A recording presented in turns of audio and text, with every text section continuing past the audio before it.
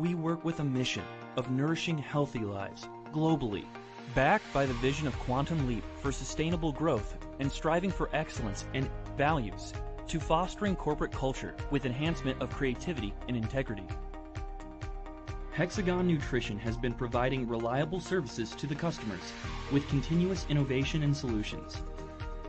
We have always been front-runners in providing solutions to varied segments of nutrition, like clinical nutrition, wellness nutrition, micronutrient premixes, and therapeutic foods. Having presence in over 72 countries, we make in India and market across the world. Hexagon Nutrition has received multiple awards and recognitions, namely Export Excellence Award by Ministry of Commerce and Industry, Government of India, the Best Healthcare Brand 2016 by the Economic Times, Clinical Nutrition Brand of the Year 2016 by CIMS. Quality is our commitment, and to deliver on this commitment, we have set up state-of-the-art manufacturing facilities at 3 different locations. Nashik. This facility is spread over an area of 5.5 hectares with total buildup area of 45,000 square feet. Chennai. This facility has allowed us to cater to the ever-growing demand of the international market. Tuticorin. Ultra-modern facility spread across 20,000 square feet. Hexagon Nutrition follows strict guidelines and policies to ensure superior quality and accuracy at each step of the value chain, starting right from the procurement of raw materials till the production of finished goods. We begin with supplier audits. Stringent quality inspection and audits of suppliers is done before approving the supplier for the raw materials. Global sourcing of raw materials. Best quality raw materials are procured. Testing of these raw materials is done as per norms and certifications. International audits. Quality check audits are conducted at our facilities by UNICEF and UNWFP, as we are authorized suppliers to these NGOs, World Vision, USA, and World Food Program. Manufacturing practices. We conduct frequent checks of our manufacturing machineries and equipments for microbial contamination and air quality through various methods like air sampling, blender swabs, epoxy flooring, etc.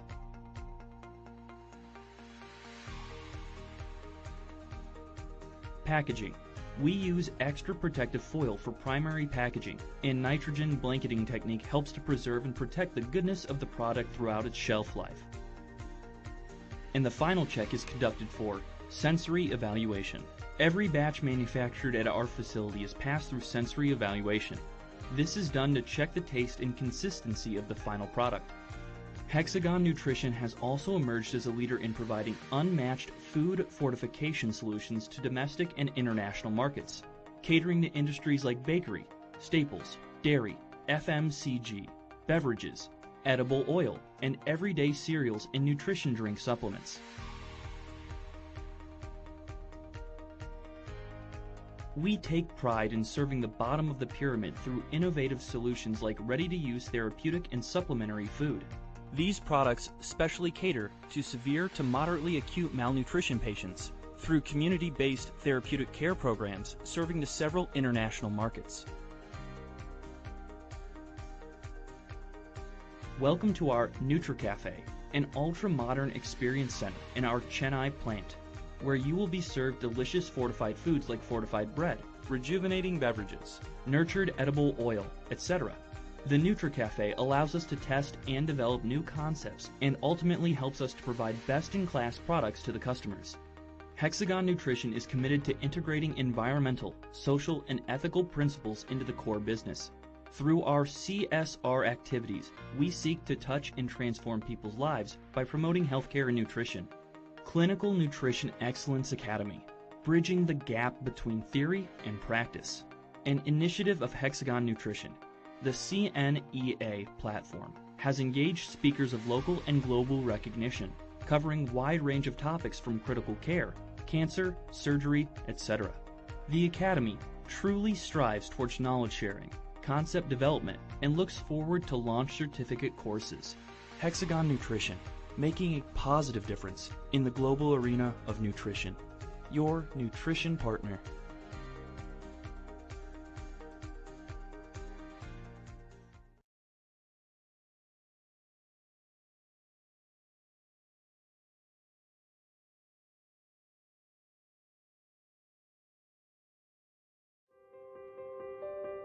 Imagine a world where no one goes to bed hungry, where every mother gives birth to a healthy child, physically and mentally, and every human is so well nourished that they are able to live a full and active life at any age.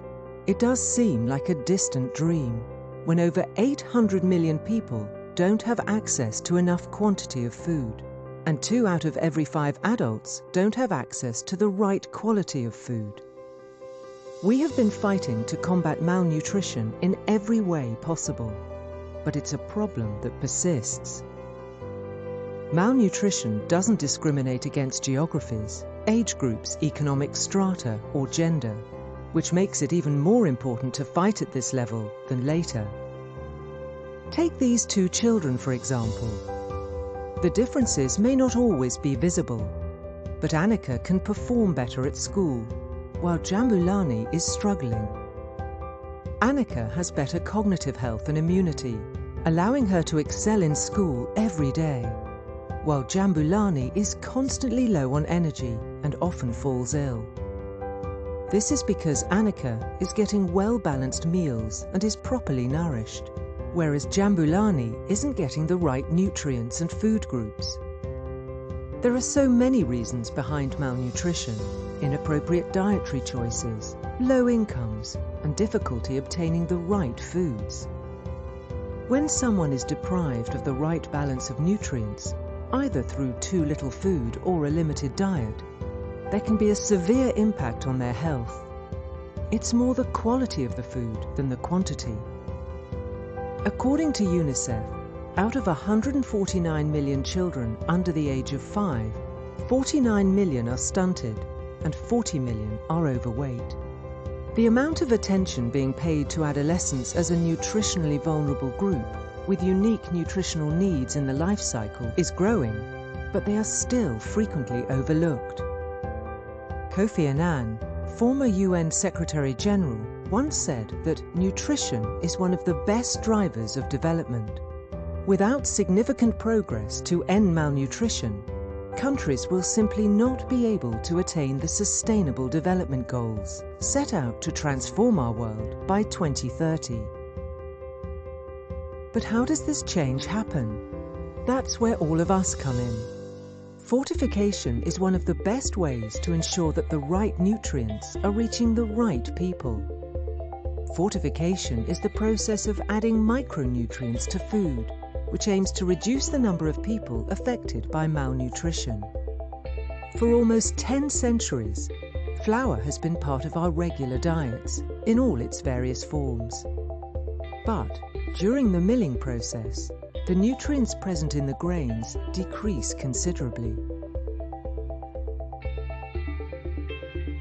There is a distinctive difference in the micronutrients present in harvested wheat and flour.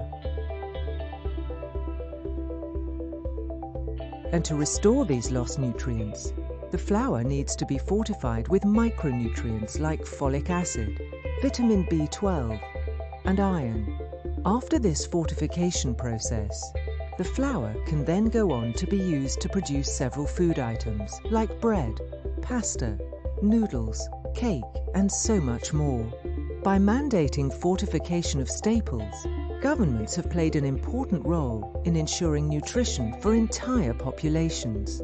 Since 1991, we at Hexagon Nutrition have dedicated ourselves to offering innovative solutions tackling the major issue of malnutrition prevalent across the globe. We provide reliable and unmatched services and continue to work to find new solutions to the growing demand for holistic nutrition. Our premix focuses on the need to fortify staple foods with the right blend of micronutrients to meet the needs of the masses. Our flagship clinical nutrition brand, Pentasure, helps in nutritional support for both chronic and acute conditions. Through a collaboration with Sprinkle's Global Health Initiative of Canada, we try to enhance the lives of children in many underdeveloped and developing countries where iron deficiency, anemia, and malnutrition is prevalent. At Hexagon Nutrition, we also manufacture ready-to-use supplementary food.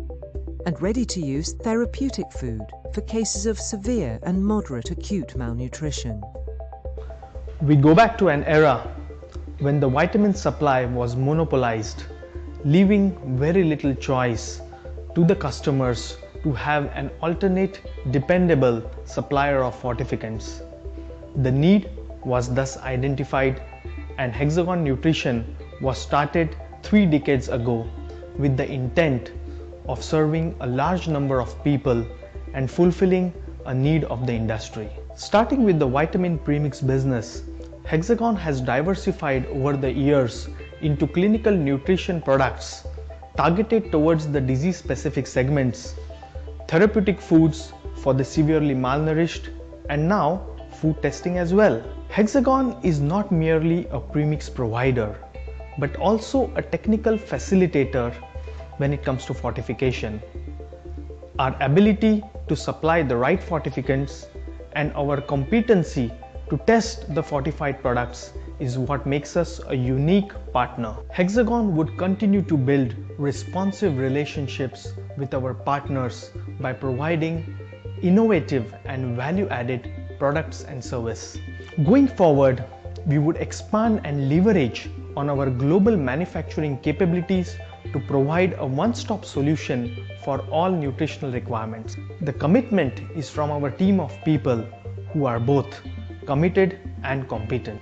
We live by the dream that the product we make is improving people's lives, and I personally find my purpose of life in that. Nothing is more satisfying than seeing our future generations healthy and happy.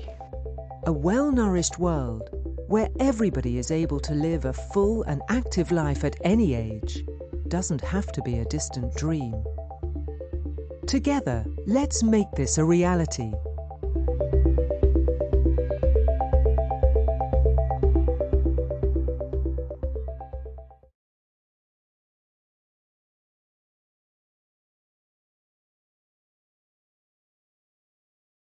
What is nutrition?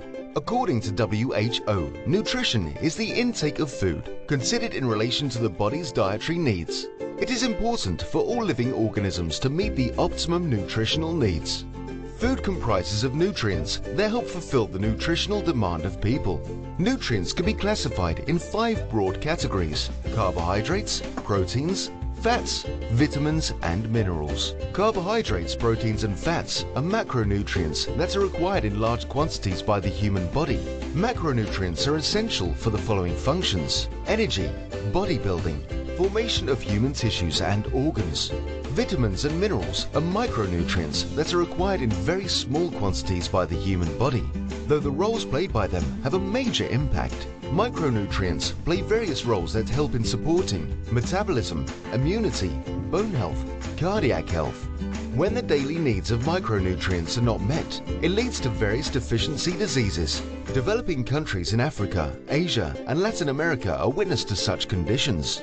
Folic acid deficiency among pregnant women causes neural tube defects among infants. Iodine deficiency causes unusual enlargement of thyroid glands, also known as goiter. Calcium and vitamin D deficiencies causes bone-related issues, such as osteomalacia among toddlers and osteoporosis among adults. Vitamin A deficiency causes eye-related defects, such as night blindness. Iron deficiency, anemia, is one of the most common micronutrient deficiencies among adolescent girls and women. Vitamin C deficiency causes gum-related problems known as scurvy. Processing of food renders most innate micronutrients ineffective. This is due to the harsh conditions such as heat, pH and light that impact the levels of vitamins during the process. Hence, there arises a need to replenish the lost micronutrients back to its source. Micronutrient fortification is an excellent tool to restore the lost nutrients. According to industry experts, it is employed in a lot of countries where the rate of micronutrient deficiency is high. Fortification is the process of enriching food products with vitamins and minerals in order to help people meet their nutritional requirements. Micronutrient premixes are convenient yet powerful solutions to help curb the incidence of deficiency diseases. Premixes are blends that contains the optimum levels of vitamins and minerals that go into the intended food products. Mostly staples such as wheat flour, edible vegetable oil, salt, milk and rice are chosen for fortification, as they not only serve as efficient vehicles for carrying the micronutrients, but also given the fact that the majority of the population consume these products. Various governments have mandated fortification of different staple food in order to tackle deficiencies. Examples of countries: Mozambique, Malawi, Zimbabwe, South Africa, Nigeria, Uzbekistan, the Philippines, Indonesia and Saudi Arabia, to name a few. Even India is considering fortification as a gateway to a healthier future. Hexagon Nutrition is a pioneer in the field of nutrition for the last 25 years. We aim to make the world a healthier place by taking a step towards eradicating global malnutrition. We work with FMCG companies, NGOs and governments across the world to promote healthy living. Hexagon Nutrition has 3 broad product lines. Clinical Nutrition. Hexagon offers a wide range of clinical and wellness nutrition products that are targeted towards different ailments such as renal health, weight management, geriatric health, etc. Therapeutic Nutrition. Our therapeutic range of products helps reduce the degree of severe malnourishment among children. Our products are very dense in energy, protein and fat. Customized micronutrient premixes. We work with multiple NGOs, governments and FMCG companies, offering our micronutrient blends that are employed across an array of food applications, such as rice, flour, beverages, dairy, oils and fats and noodles.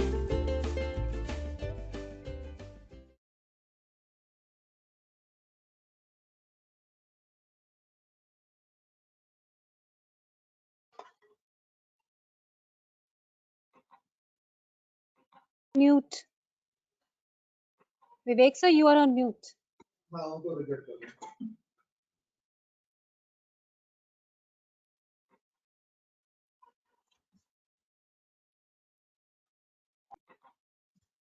Is it fine? Can you hear me?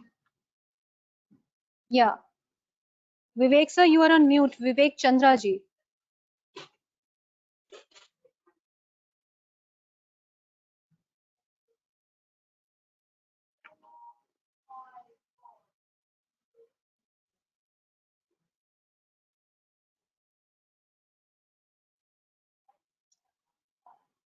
Anup, can you please help Mr. Vivek Chandra? Yes, are you able to hear me now? Yes, please go ahead, sir. Right. Good afternoon, ladies and gentlemen.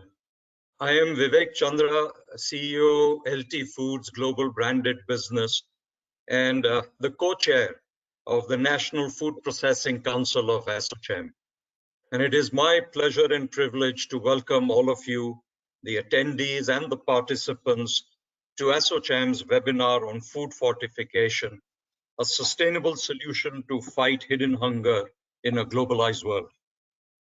Let me begin by welcoming our esteemed speakers for today's webinar.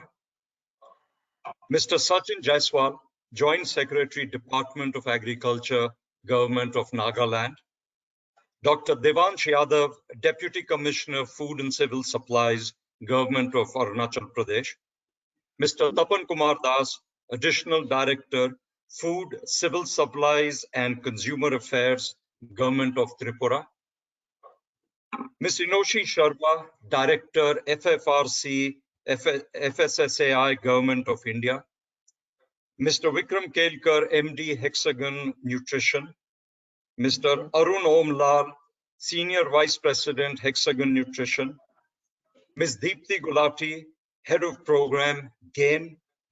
Mr. Vivek Arora, Senior Advisor, Tata Trust. Ms. Sharika Yunus, Head of Unit and Programs Officer for Health and Nutrition, World Food Program, United Nations. Mr. Durga Prasad, Head Quality Control, Pristine Kalinga. Ms. Megha Mankev, Hexagon Nutrition. And Ms. Nirupma Sharma, Head Agriculture, Food Processing and FMCG Division of ASSOCHAM, and one who's pulled this whole thing together. Welcome to all of you and all the other participants.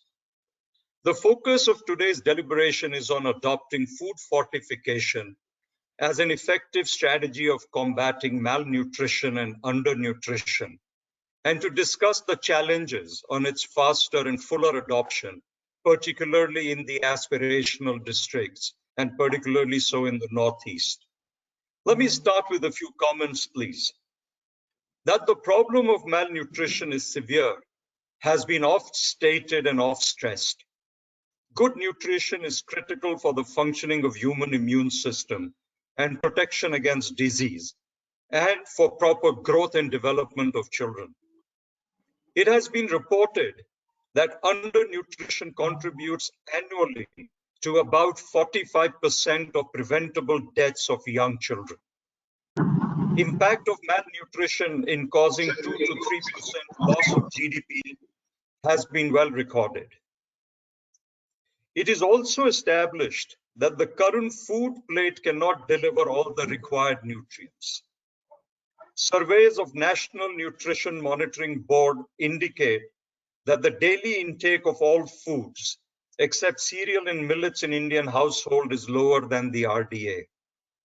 The proportion of households with energy inadequacy then was estimated at about 70%, while that with protein inadequacy was about 27%. Some of the efforts have been directed to ensuring the consumption of a balanced diet. However, this involves people changing their dietary habits, which have been established over generations and is very difficult to change. Protein energy malnutrition, micronutrient deficiencies such as vitamin A deficiency, iron deficiency anemia, iodine deficiency disorders, and vitamin B complex deficiencies are the nutrition problems frequently encountered, particularly among the rural poor and urban slum communities. Recognizing this, there have been several government initiatives which seek to improve the nutrition status in the country. ICDS and AWS, MDM, Poshan Abhiyan, the Janani Suraksha Yojana, the Matritva Sahyog Yojana, the National Health Mission, and the National Food Security Mission, amongst others. In a nutshell, the strategies adopted to address malnutrition deficiencies are dietary supplementation, public health measures, and nutrition and health education in ICDS. However, concerns regarding malnutrition have persisted despite all these initiatives. It is in this context that the National Nutrition Strategy has been released. And it is in this context that food fortification is seen as a very viable and effective strategy. WHO and the FAO have listed it as one of the top 4 strategies for decreasing micronutrient malnutrition at the global level. Not only is it cost-effective, scientifically proven, and globally recognized complementary approach, it also easily reaches a wide population, especially the vulnerable population, through existing food delivery systems. What's even better is its impact. Fortified foods help to maintain a steady body store for vitamins and minerals when consumed regularly.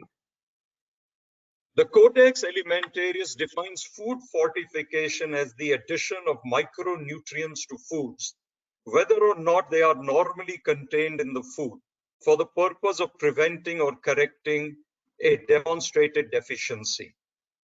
Food fortification is not a new concept.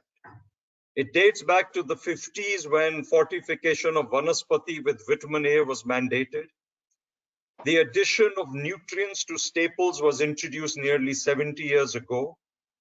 In 2005, food fortification achieved another landmark with iodization of salt. Ministry of Food and Public Distribution System has recommended mainstreaming of fortified wheat flour in PDS. And in August 2017, WCF and HRD ministries have made it mandatory to use only fortified wheat flour, fortified edible oil, and double fortified salt in the preparation of ICDS supplementary nutrition, delivered through midday meals, the world's largest school food program. In 2016-17, it provided cooked meals to over 97 million children. Various major states, including Maharashtra, Haryana, West Bengal, Andaman and Nicobar Islands, Kerala and Rajasthan, are providing fortified wheat flour through PDS, covering specific districts. Government of India is also prioritizing rice fortification.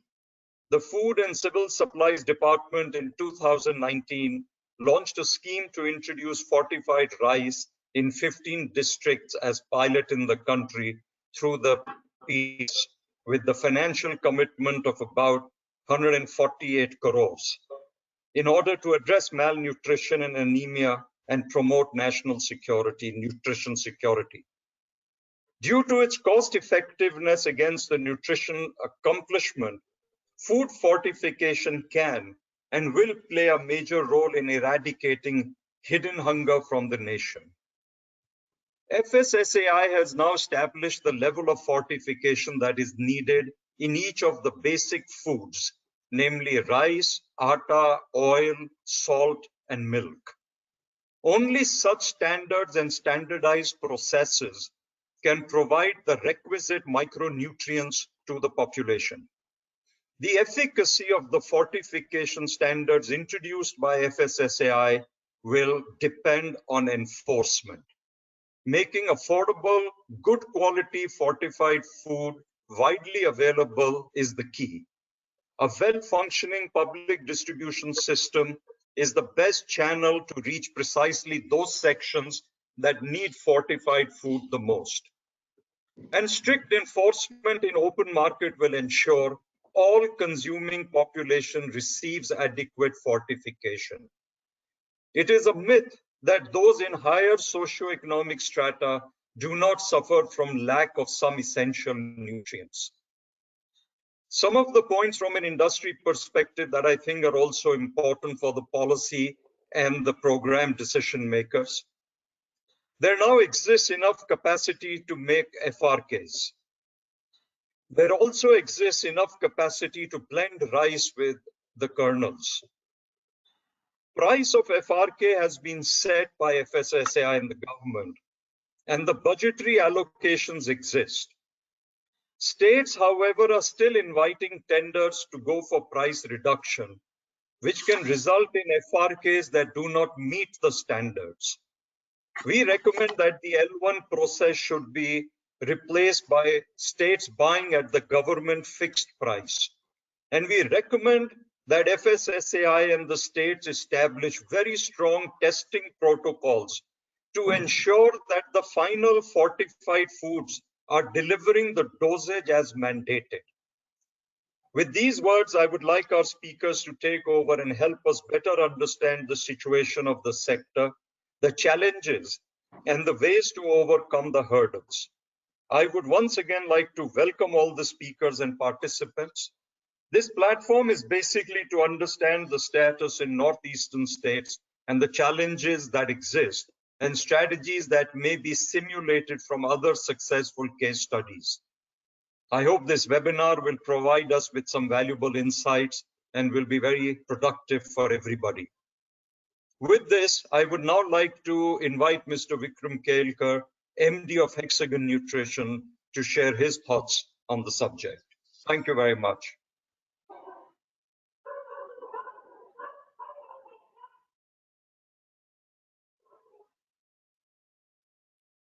Mr. Vikram Kelker, please. Thank you, Mr. Vivek Chandra. It was an excellent opening speech.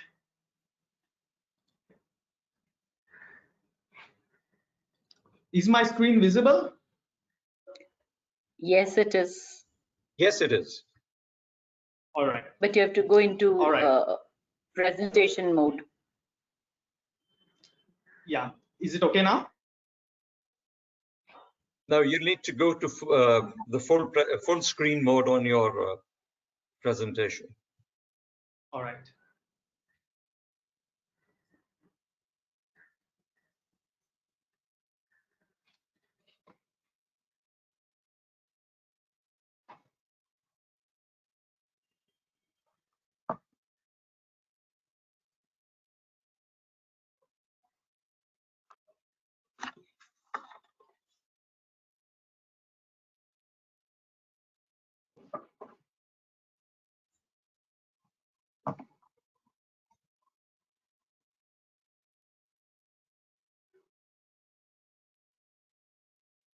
Is it visible now?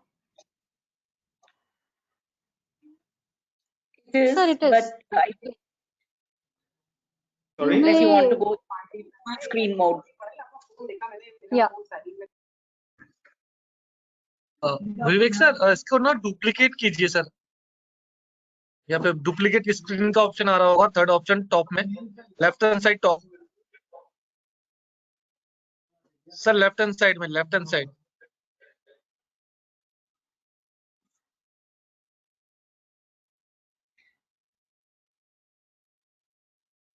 यहाँ पे sir ये timer चल रहा है ना, left hand side में, इसके top में थर्ड ऑप्शन में देखिए डुप्लीकेट का ऑप्शन हो। आप मुझे बोल रहे हैं सर? विवेक सर, विक्रम सर, सॉरी। हाँ, कहाँ पे है सर? ये जो आपका स्लाइड है जहाँ पे टाइमर चल रहा है 59, अब 1 पे आ गया है, उसके टॉप में third option.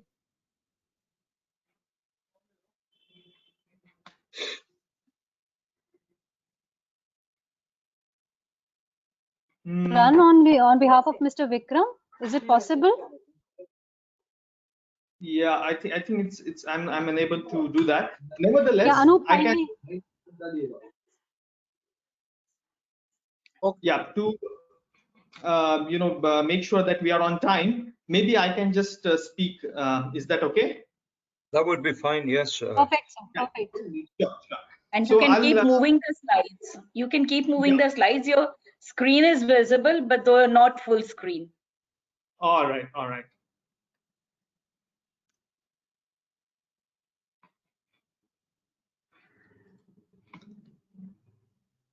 All right. So coming to the agenda, I would start with the nutraceutical industry, followed by the hidden hunger, food fortification, Indian nutraceutical industry overview, factors driving growth of nutraceutical markets in India, nutraceutical industry opportunities during and post COVID-19, and finally, consumer and industry trends.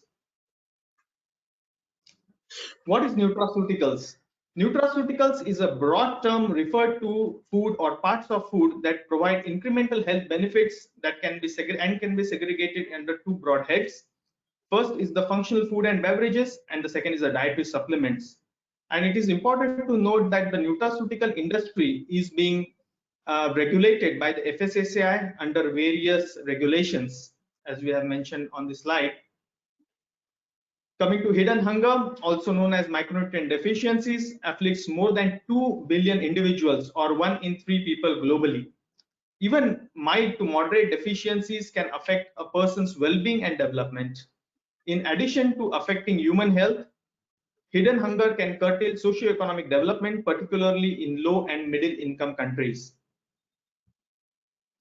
Then food fortification, I think Vivek has already spoken quite well on that. So just to make it more clear that food fortification is a globally proven intervention to address the much prevalent micronutrient deficiencies in the population, and it is the fastest and the cheapest strategies to reach hundreds of millions with improved intakes of essential micronutrients through food fortification, the practice of adding one or more essential nutrients to a widely consumed food. Let's have a look at the Indian nutraceutical industry.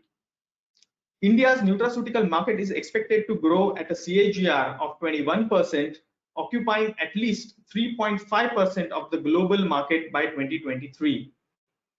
As we can see, the market in 2019 was 37,500 crores, and with a CAGR of 21%, it is likely to grow to 82,500 crores. But globally, if we see, India's share is only 3.5%. Coming to the Indian food fortification premix market, it has been growing rapidly at a CAGR of 23.2% annually between 2015 and 2019, reaching a value of more than 1.7 billion rupees. The market will continue to show an impressive growth over the next 5 years, with a projected CAGR of around 18% for the period 2020 to 2025. As we can see, from a research which was done in 2018, market research, the majority of the premix that is consumed is in the food staples, the staple food fortification, about 75%, followed by the sports nutrition and dietary supplements, infant and early nutrition, beverages, and processed foods. And within the staple food fortification, the maximum amount of premix in terms of value is being consumed by the edible oil fortification. Now let's have a look at the factors driving the growth of nutraceutical markets in India. The demand drivers: malnutrition status in India and micronutrient deficiency, awareness, increasing concern about nutrition, awareness and access to information have led to an increase in the use of health supplements and nutraceuticals. Affluence of working population with changing lifestyles and dietary patterns and increase in disposable income. Affordability, increasing cost of hospitalization are driving consumers towards health supplements and nutraceuticals. And finally, FSSAI food fortification regulations. This is also one of the demand driver. Coming to the supply drivers, with India transforming into a global manufacturing hub, there is a strong impetus for nutraceutical product manufacturers to set up production facilities in India. Strong economic growth with encouraging macroeconomic indicators, strategic location with access to all major shipping routes, low cost of labor, large pool of technical and skilled labor, easy availability of ingredients, and strong distribution networks coupled with accessibility of products through e-commerce. Then coming to the nutraceutical industry opportunities during and post COVID-19. The demand for vitamin A, C, and D and zinc supplements have spiked in the past 7 months. Youngsters below 30 years old have started to prioritize their spending on nutraceuticals.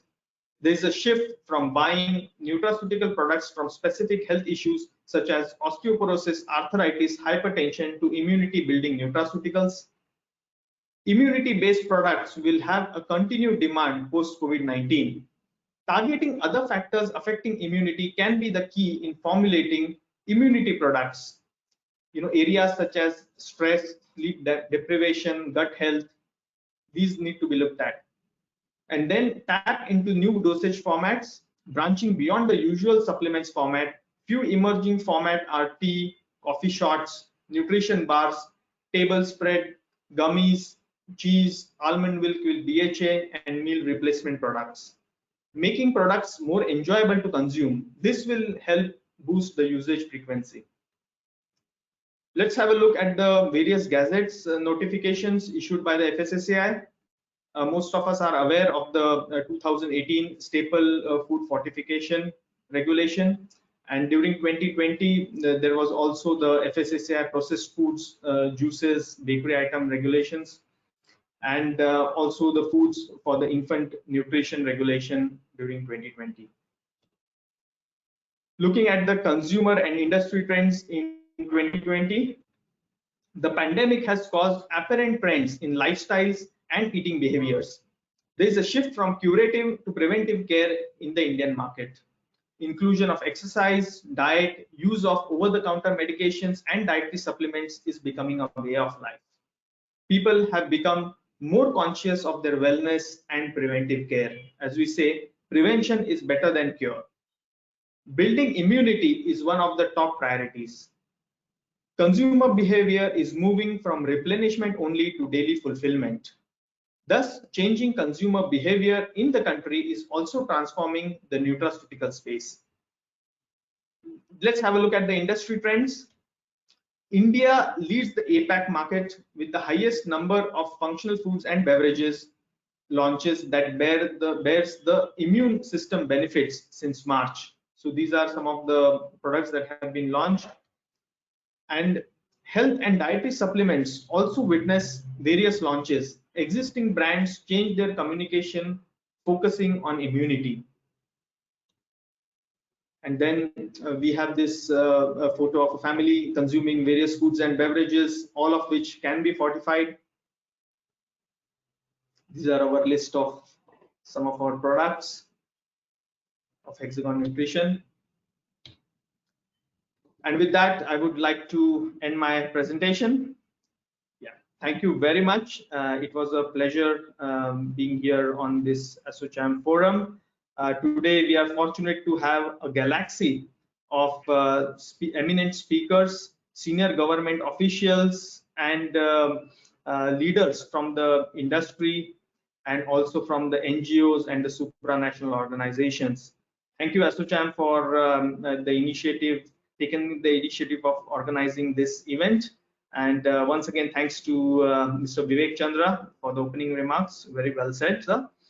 And best wishes for the rest of the forum. Look forward to see you on the next forum soon. Thank you. Thank you, Mr. Kelker.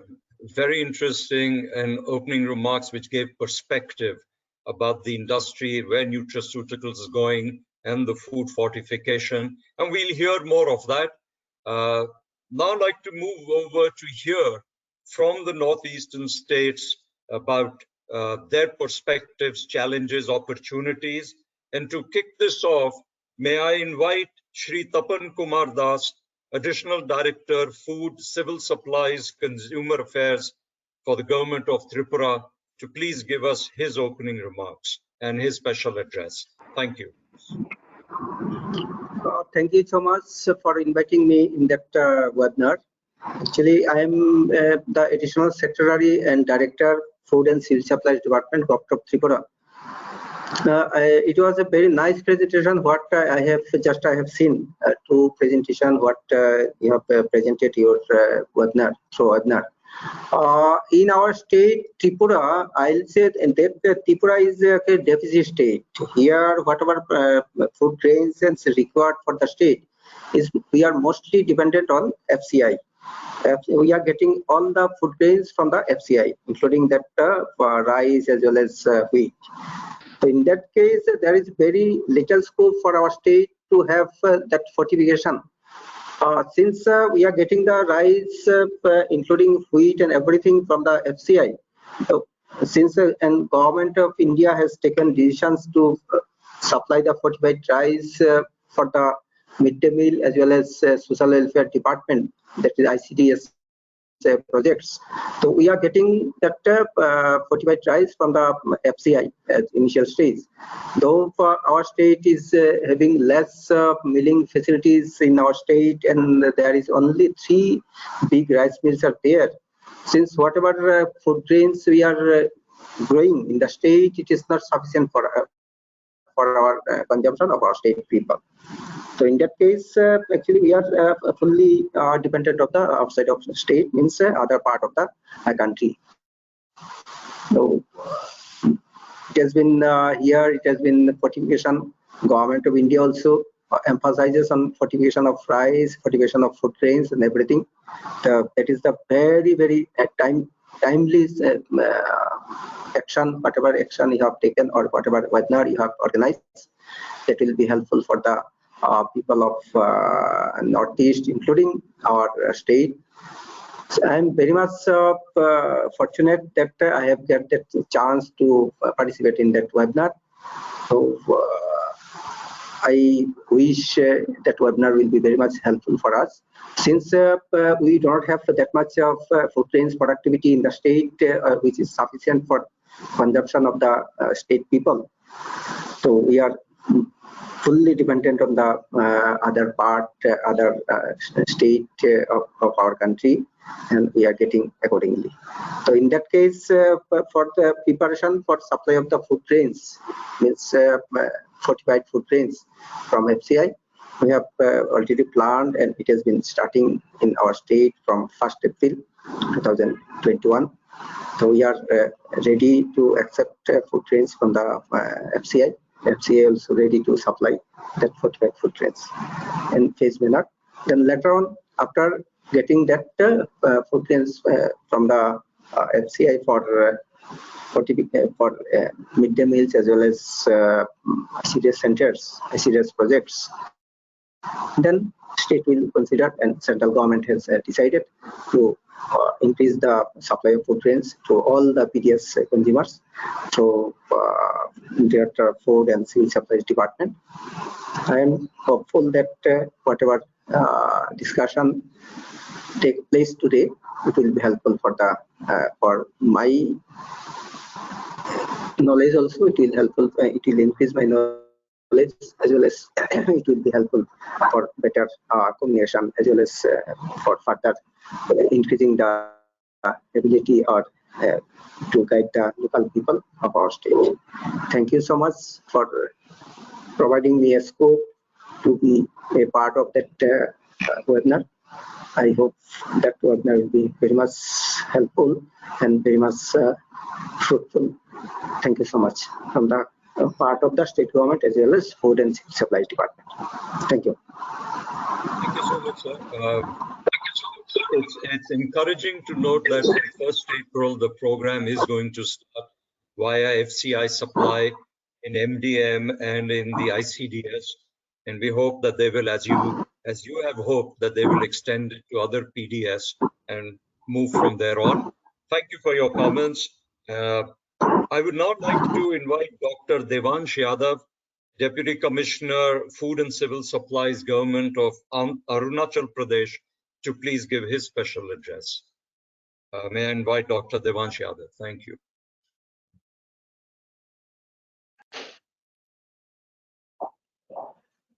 Good afternoon, Mr. Chandra. Good afternoon, all the esteemed members. I hope I am audible. Yes, you are. Yes, sir.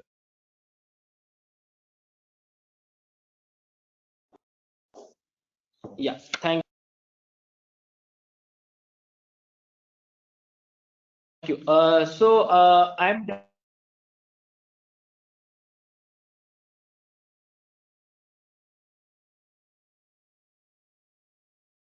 consuming population, and when we look at the NFHS 4 data, because NFHS 5 was not released for the state of Arunachal Pradesh, then we would see that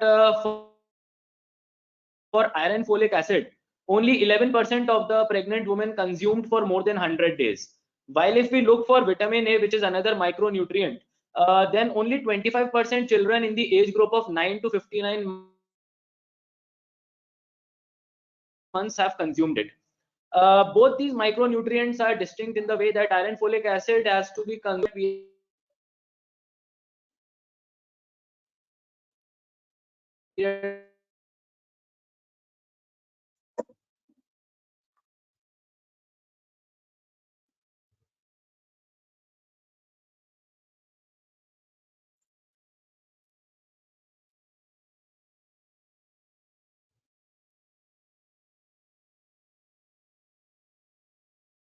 We can't hear you. Now, Dr. Devansh, I think there is a challenge. You can switch off your camera and then speak. There is a network connectivity problem. Yeah. Yeah, now it's audible. Is it okay now? Yes. Please go ahead.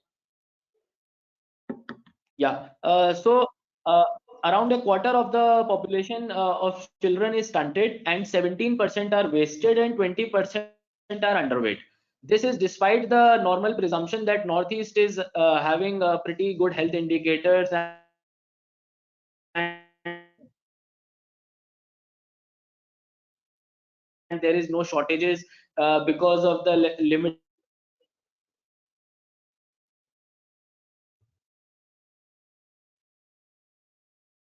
Sir. Dr. Devansh, we've lost you again.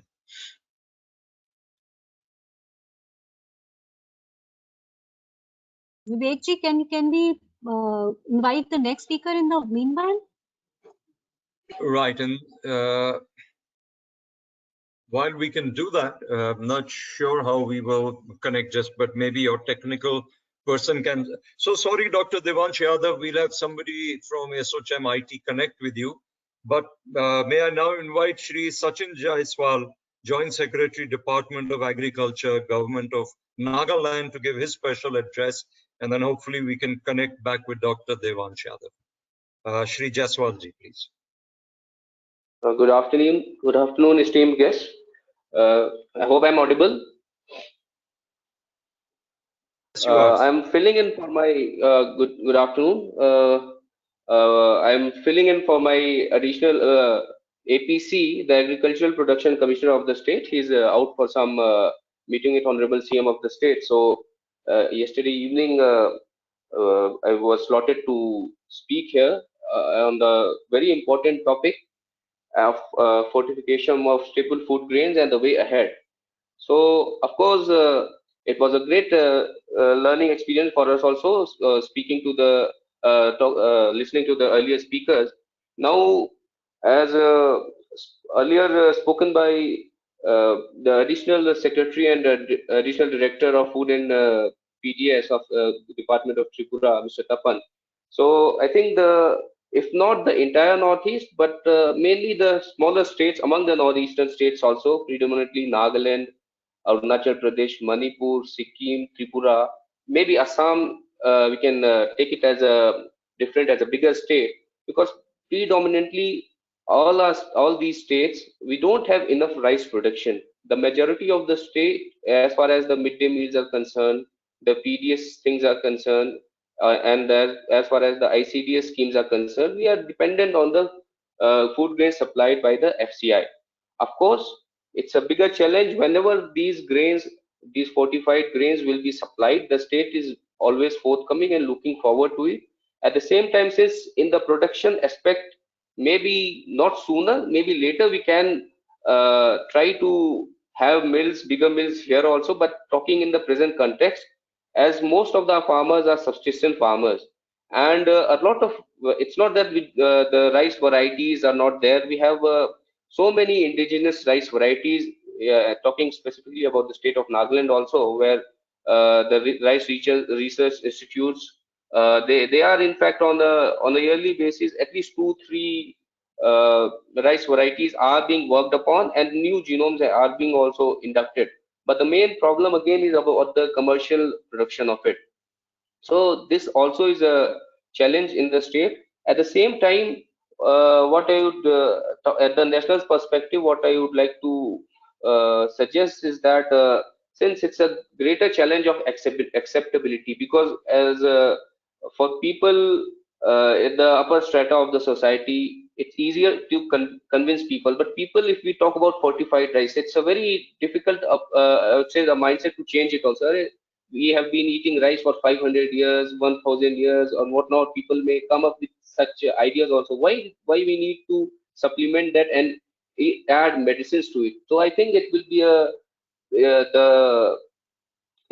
the approach should be a big myth buster, I would say, where the collaboration of the industry and the government needs to go together, so that this myth also needs to be broken, that we are not feeding medicine. The fortification staple grain are supplements where the micronutrients and the vitamins will be supplemented in the regular diet, and it will go a long way in supplementing the nutritional value of the food that we eat.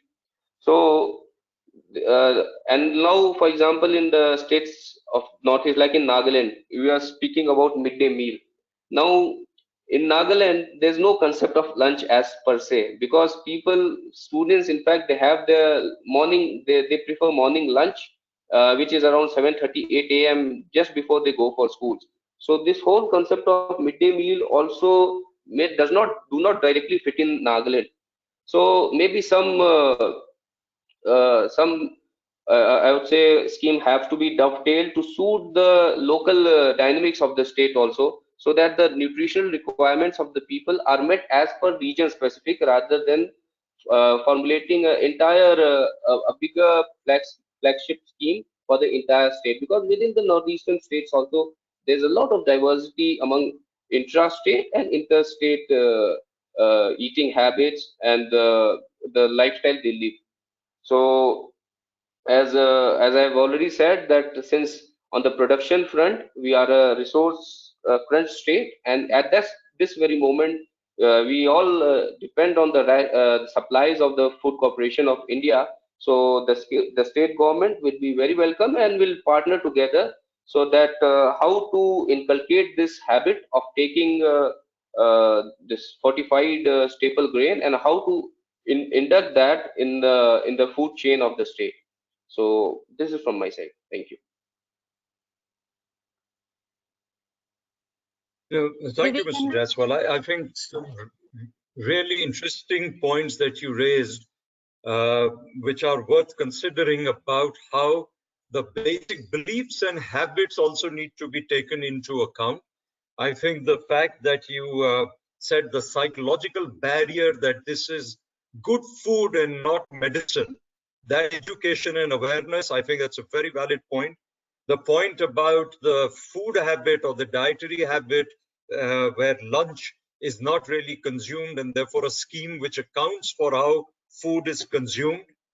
And then the hope and the vision that in the future the indigenous varieties and the millers there can step up to do fortification in the state. I think three extremely valid points, and thank you for raising those, and people who are listening, and I hope we'll be able to take these forward. Thank you. Can we connect with Dr. Devansh Yadav? Nirupma ji?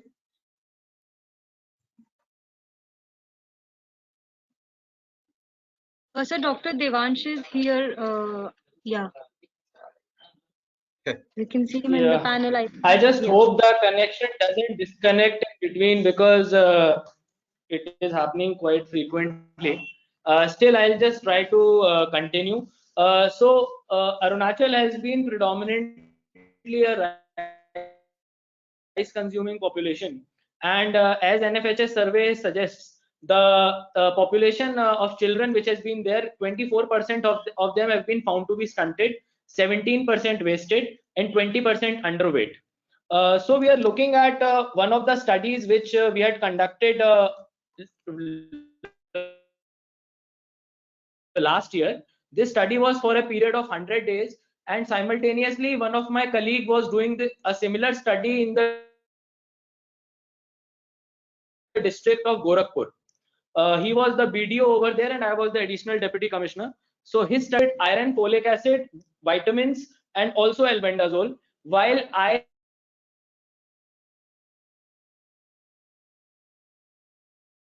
gave to 1000 of my children iron, folic acid, and 1000 were in the control group.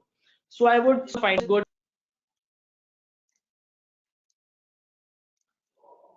Next page, please.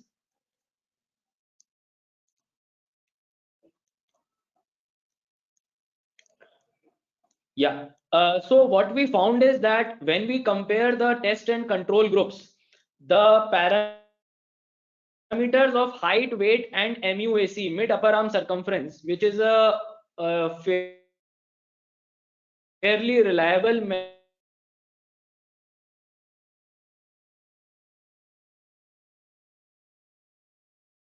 measure of acute malnutrition. What we found is that MUAC and both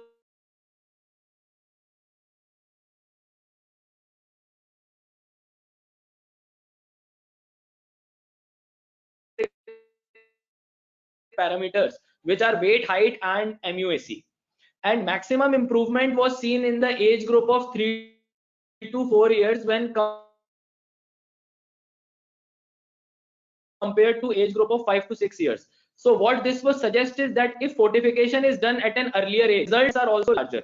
And similar study which was done in Gorakhpur had similar results. And so what I would like to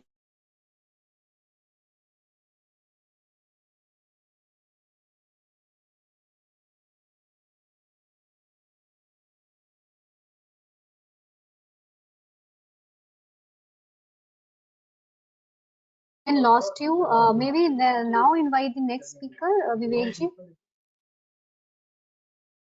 Yes. Well, we're sorry about this, but may I now invite Ms. Inoshi Sharma, Director, FSSAI. Yeah. So I hope I'm audible again.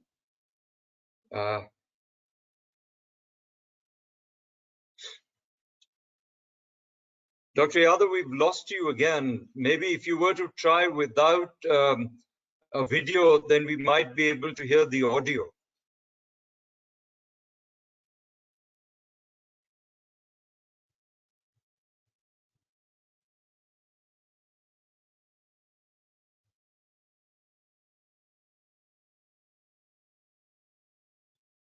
I think till then we can have the inputs from Ms. Inushi Sharma.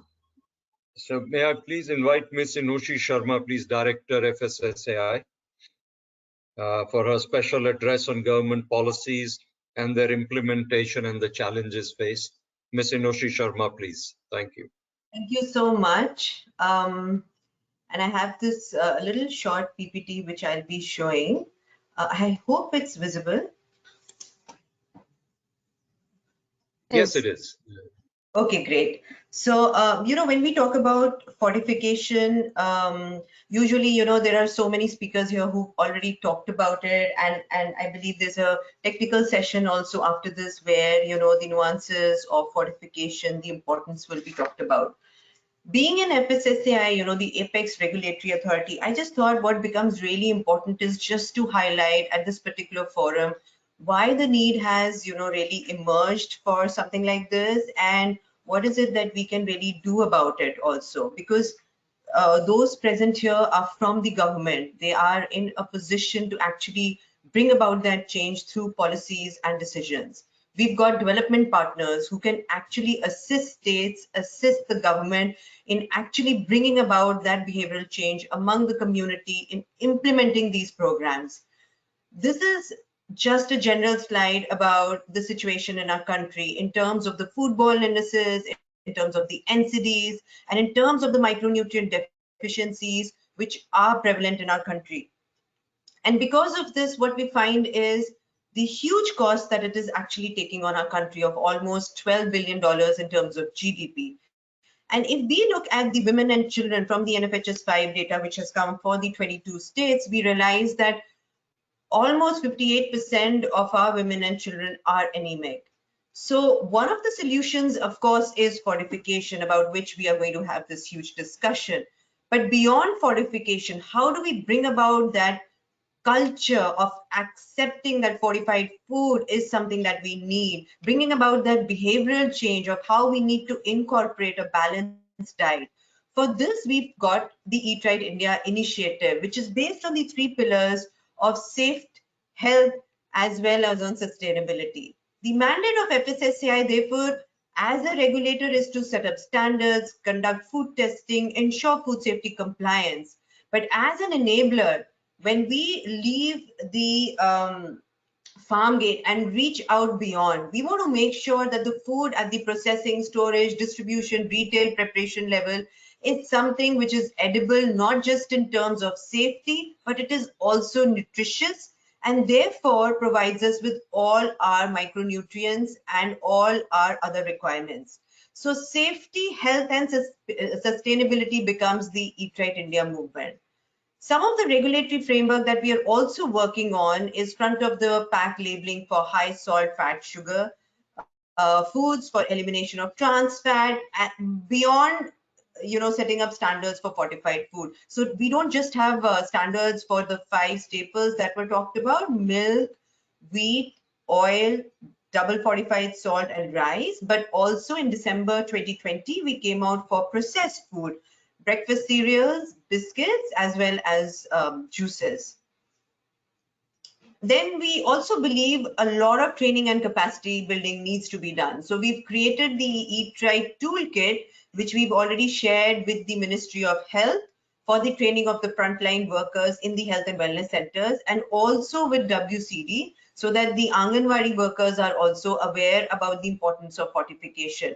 Because simply introducing a program without actually telling the benefits about it will not really serve the purpose or its acceptance in all. What we also are working is on benchmarking and certification. Now, this is something that we are working on with the vendors, the individual restaurants, retail, schools, institutions, so that these places also adopt fortified foods in their menus, as well as ensure safety so that people don't fall ill. If I have a foodborne illness, then the absorption of the micronutrients in the food would not happen. We are also trying to nudge food businesses. If they are present here today, I would really request them to adopt the fortified staples, because we've come out with with the standards for processed food. Please do introduce fortification in your products, make sure that there is a reduction of fat, salt, and sugar, reduce the wastage of food, promote food donation, and try to have alternatives to plastic packaging.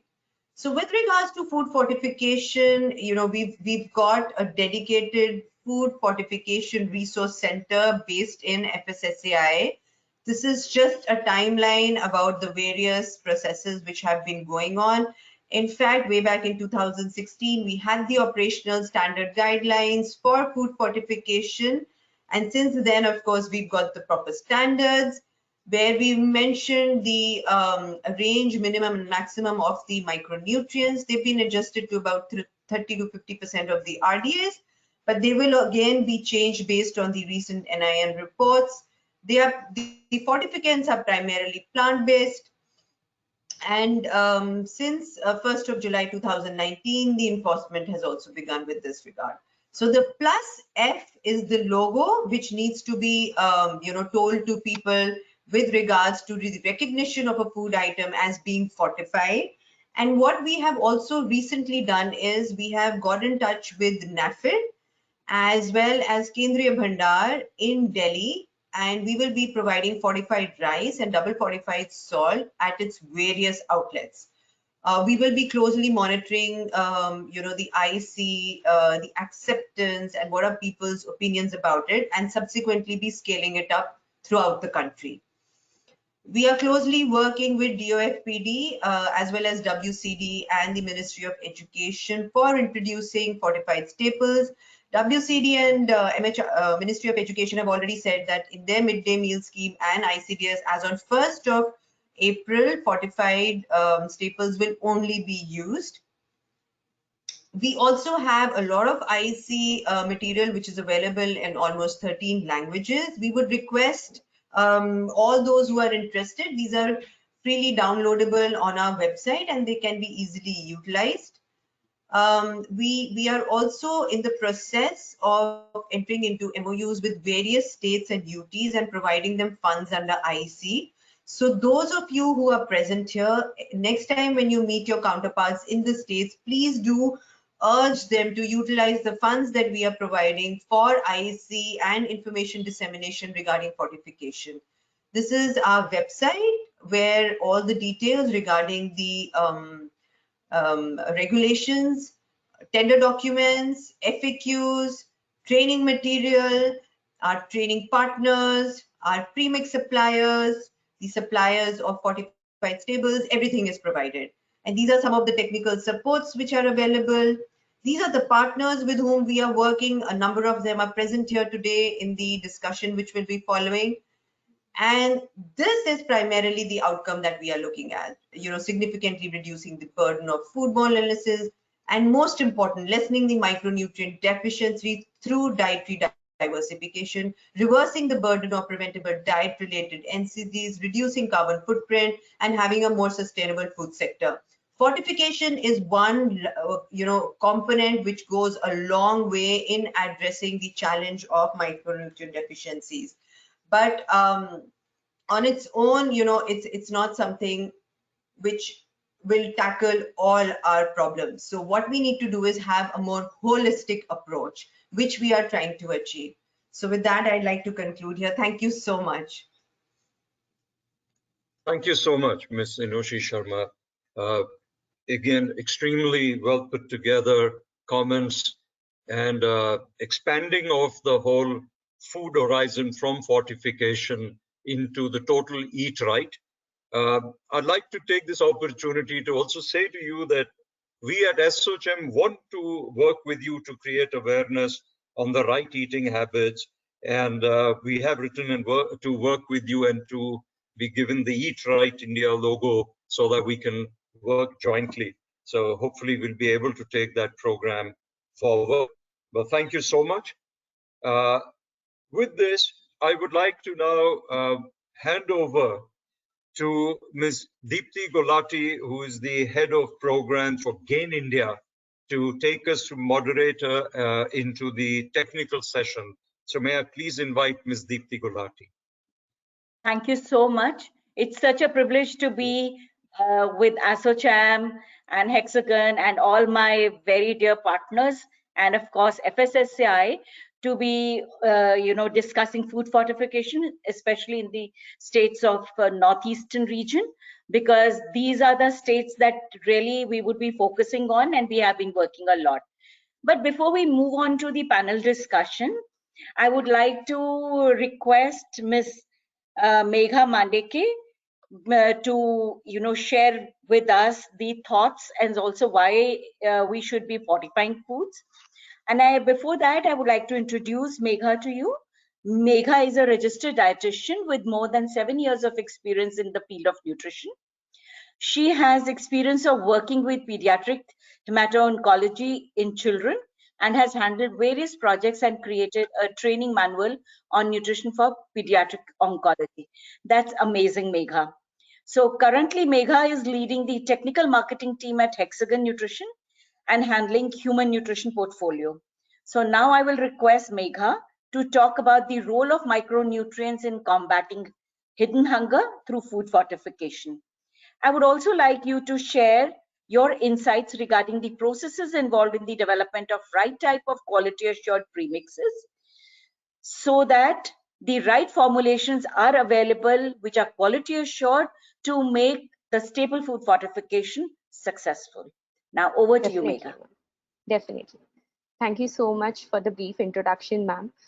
So before moving on to the presentation, I would like to thank the speakers at the inaugural and also at the round table for giving us such a good insights. And, by this, we will make sure that, we come into action and take necessary steps to eradicate hidden hunger.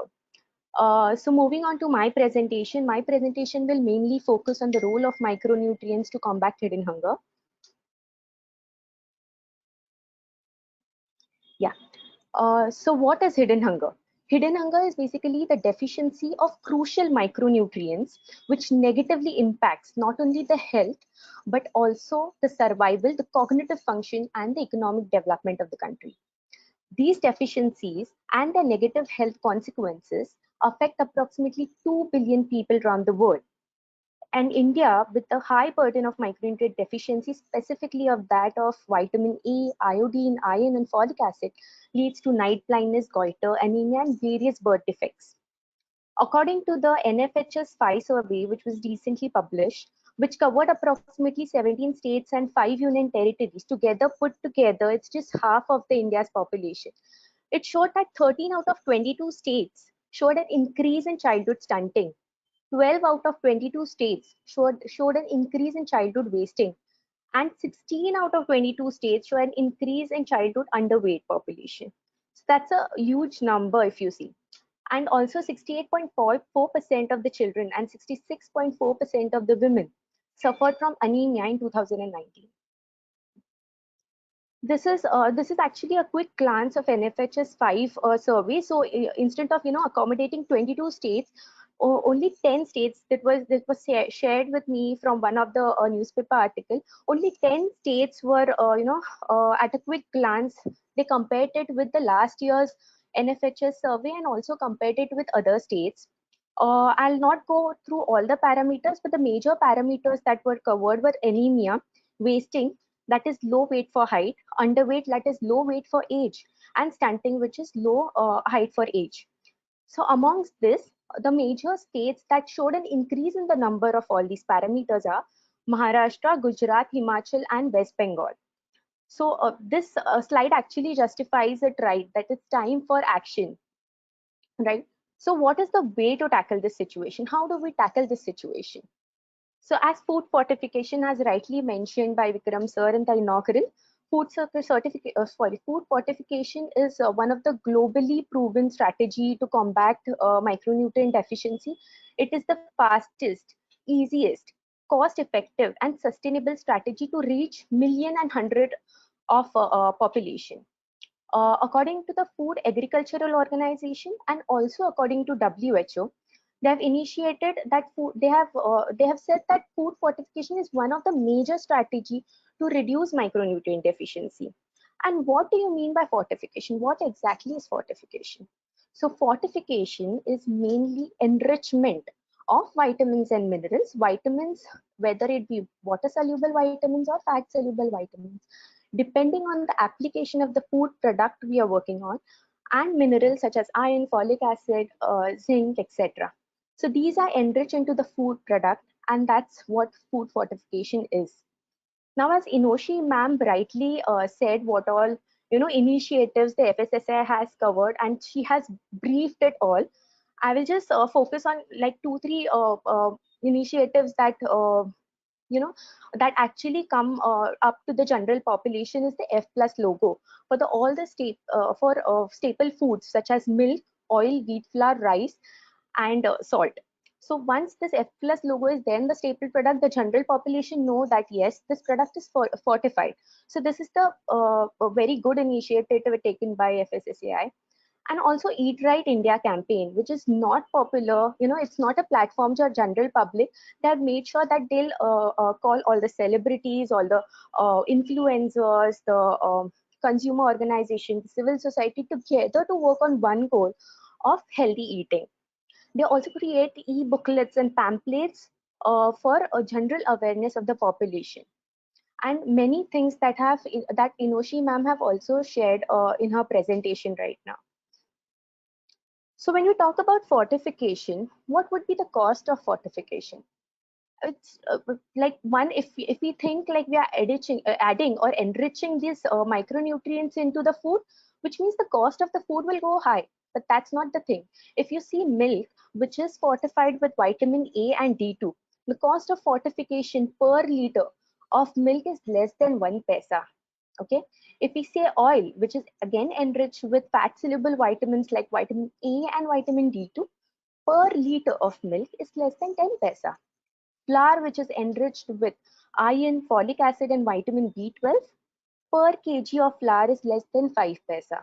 FRK, which is fortified rice kernel, which is fortified by iron, folic acid, and vitamin B12, per kg is less than 10 paisa. And that's what is the cost of fortification. The recent Gazette notification issued by FSSAI, which is already highlighted by Inoshi ma'am and also by Vikram sir at the inaugural, I'll just glance through it. First is the staple food fortification, which we already mentioned in my initial slides. Then is processed food fortification, or the application that are covered are bakery products, juices, cereal products, and confectionery. So we know that there is a law here. They have set a standards, to fortify these products. Then also food for infant nutrition regulation, which covers infant milk formula, milk cereal-based complementary foods, and processed cereal-based complementary foods. In this regulation, also formula for special children are also covered, like inborn error of metabolism, and also lactose intolerance is also covered. So when you talk about premix, what all accreditation and certifications we have? Okay, we majorly focus on food quality, and to ensure the safety of the consumer, we are FSSAI certified, we are GMP certified, and also FSSC 22000 certified. Okay, we are ISO 9001 2015 certified. So we ensure that we meet the statutory and regulatory requirements.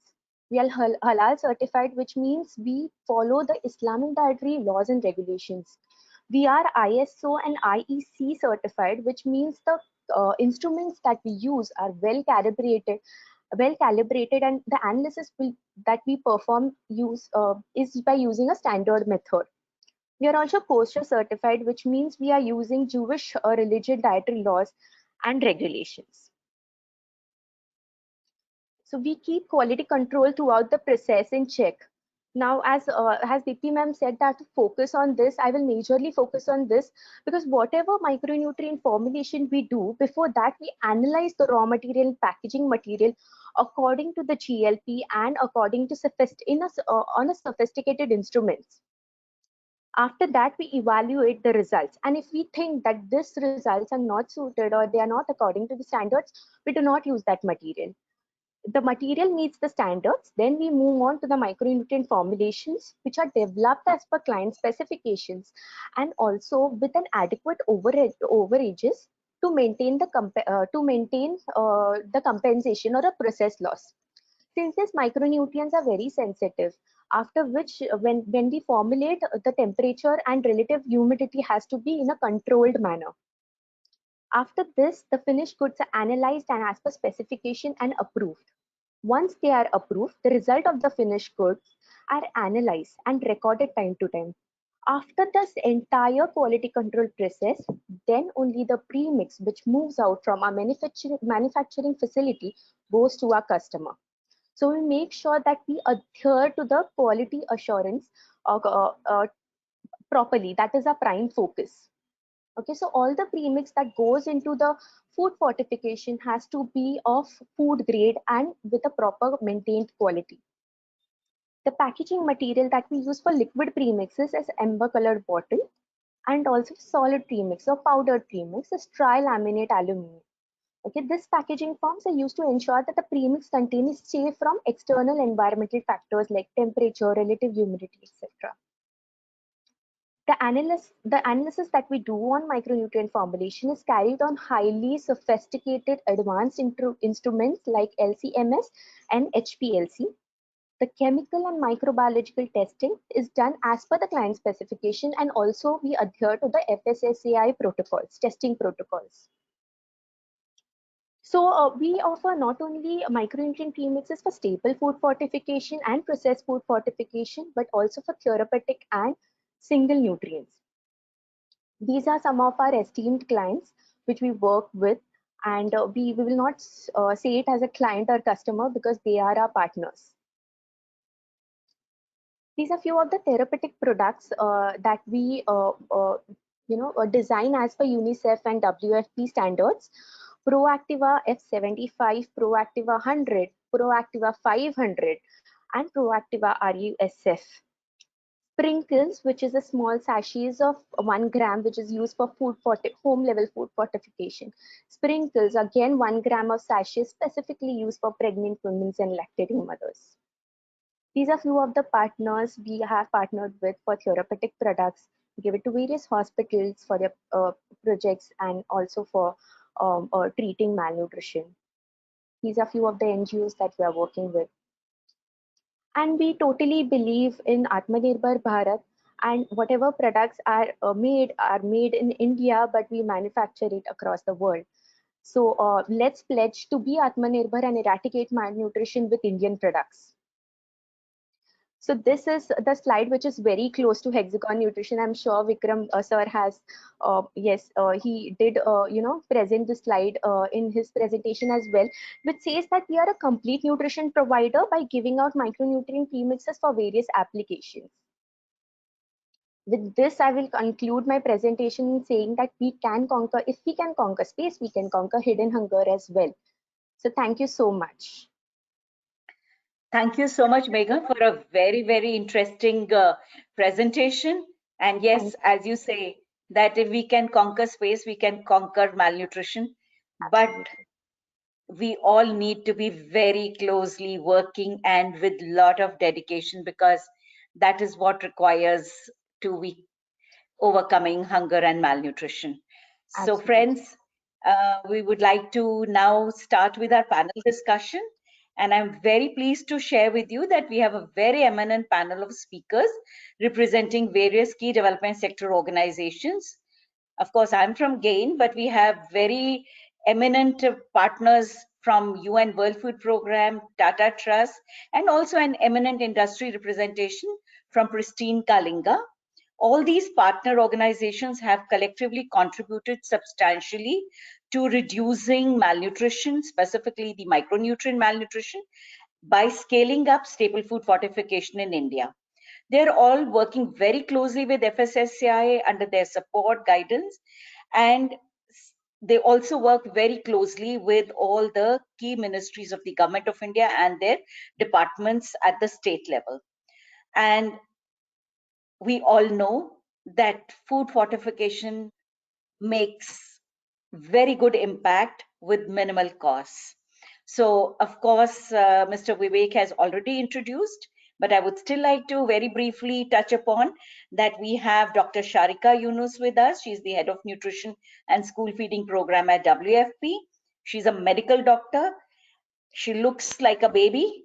adolescent girl, but yes, she has 15 years of work experience, and she's a very committed public health professional, and she has authored several research papers that have been published in peer-reviewed journals. We also have our very dear Mr. Vivek Arora, who has a very rich work experience of over 25 years. He is the senior advisor to Tata Trust in India, and that's something very big, and is leading the malnutrition and food fortification programs.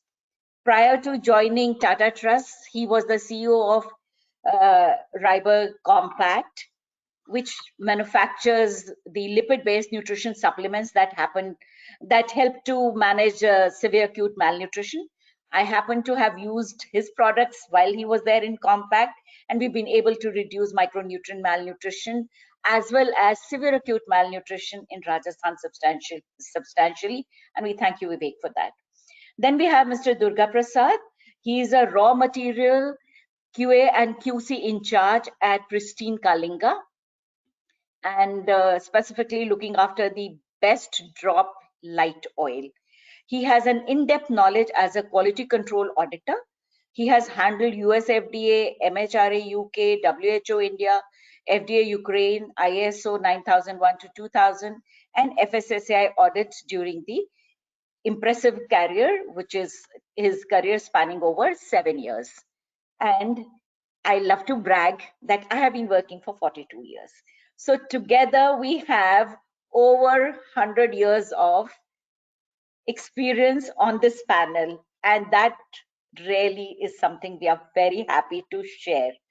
So Sharika, we know that you would have to leave early. So I would like to start with you, and more so not just because you have to leave early, but also because in the entire Northeastern, the most favored staple is rice. You've been working a lot on rice fortification. So I would like to ask you, why do you think rice fortification is so important? And what is the status of rice fortification in the country as well as in the Northeastern states? So over to you, Sharika. Sure. Thanks a lot, Deepti ji, for that very kind introduction. And I also wanted to say a big thanks to both ASSOCHAM as well as Hexagon Nutrition for giving World Food Programme the opportunity to share some of our thoughts on food fortification. Now, why do we think that fortified rice is important? Because if we look at the staples which can be used for addressing anemia in the country, there are majorly three staples. It's fortified rice, it's fortified wheat flour, and it's the double fortified salt. And anemia, we know, is a huge problem in our country. More than 50% of our children as well as our women in the reproductive age group are anemic.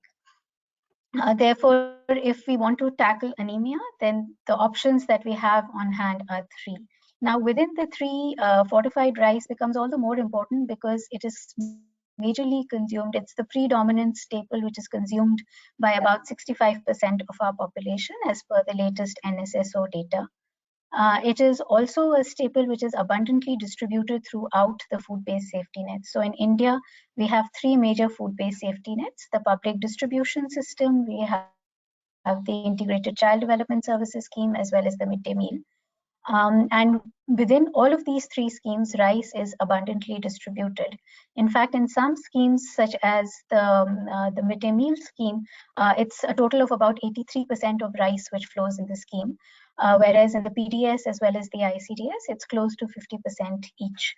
And other reason why we think rice is important is that rice is associated with certain processes such as milling and polishing, which lead to removal of some of the micronutrients. Therefore, fortification of rice not only gives us an opportunity to add back what's been removed, but to also add back more than what has been removed. So therefore, make it truly nutritious. I therefore think fortified rice is important for the entire country. Coming specifically to why I think fortified rice is important for the Northeast, there's been for the Northeast, we have the NFHS 5 data for quite a few states. And if we do a quick analysis of anemia prevalence in the Northeast, what we find is that almost all the states have shown an increase in the prevalence of anemia, except for Meghalaya and of course our Arunachal Pradesh, for which data is not available. If we look at the prevalence of anemia in children in the Northeast, the prevalence is it's more than 40%, which therefore makes it a severe public health problem as per the World Health Organization.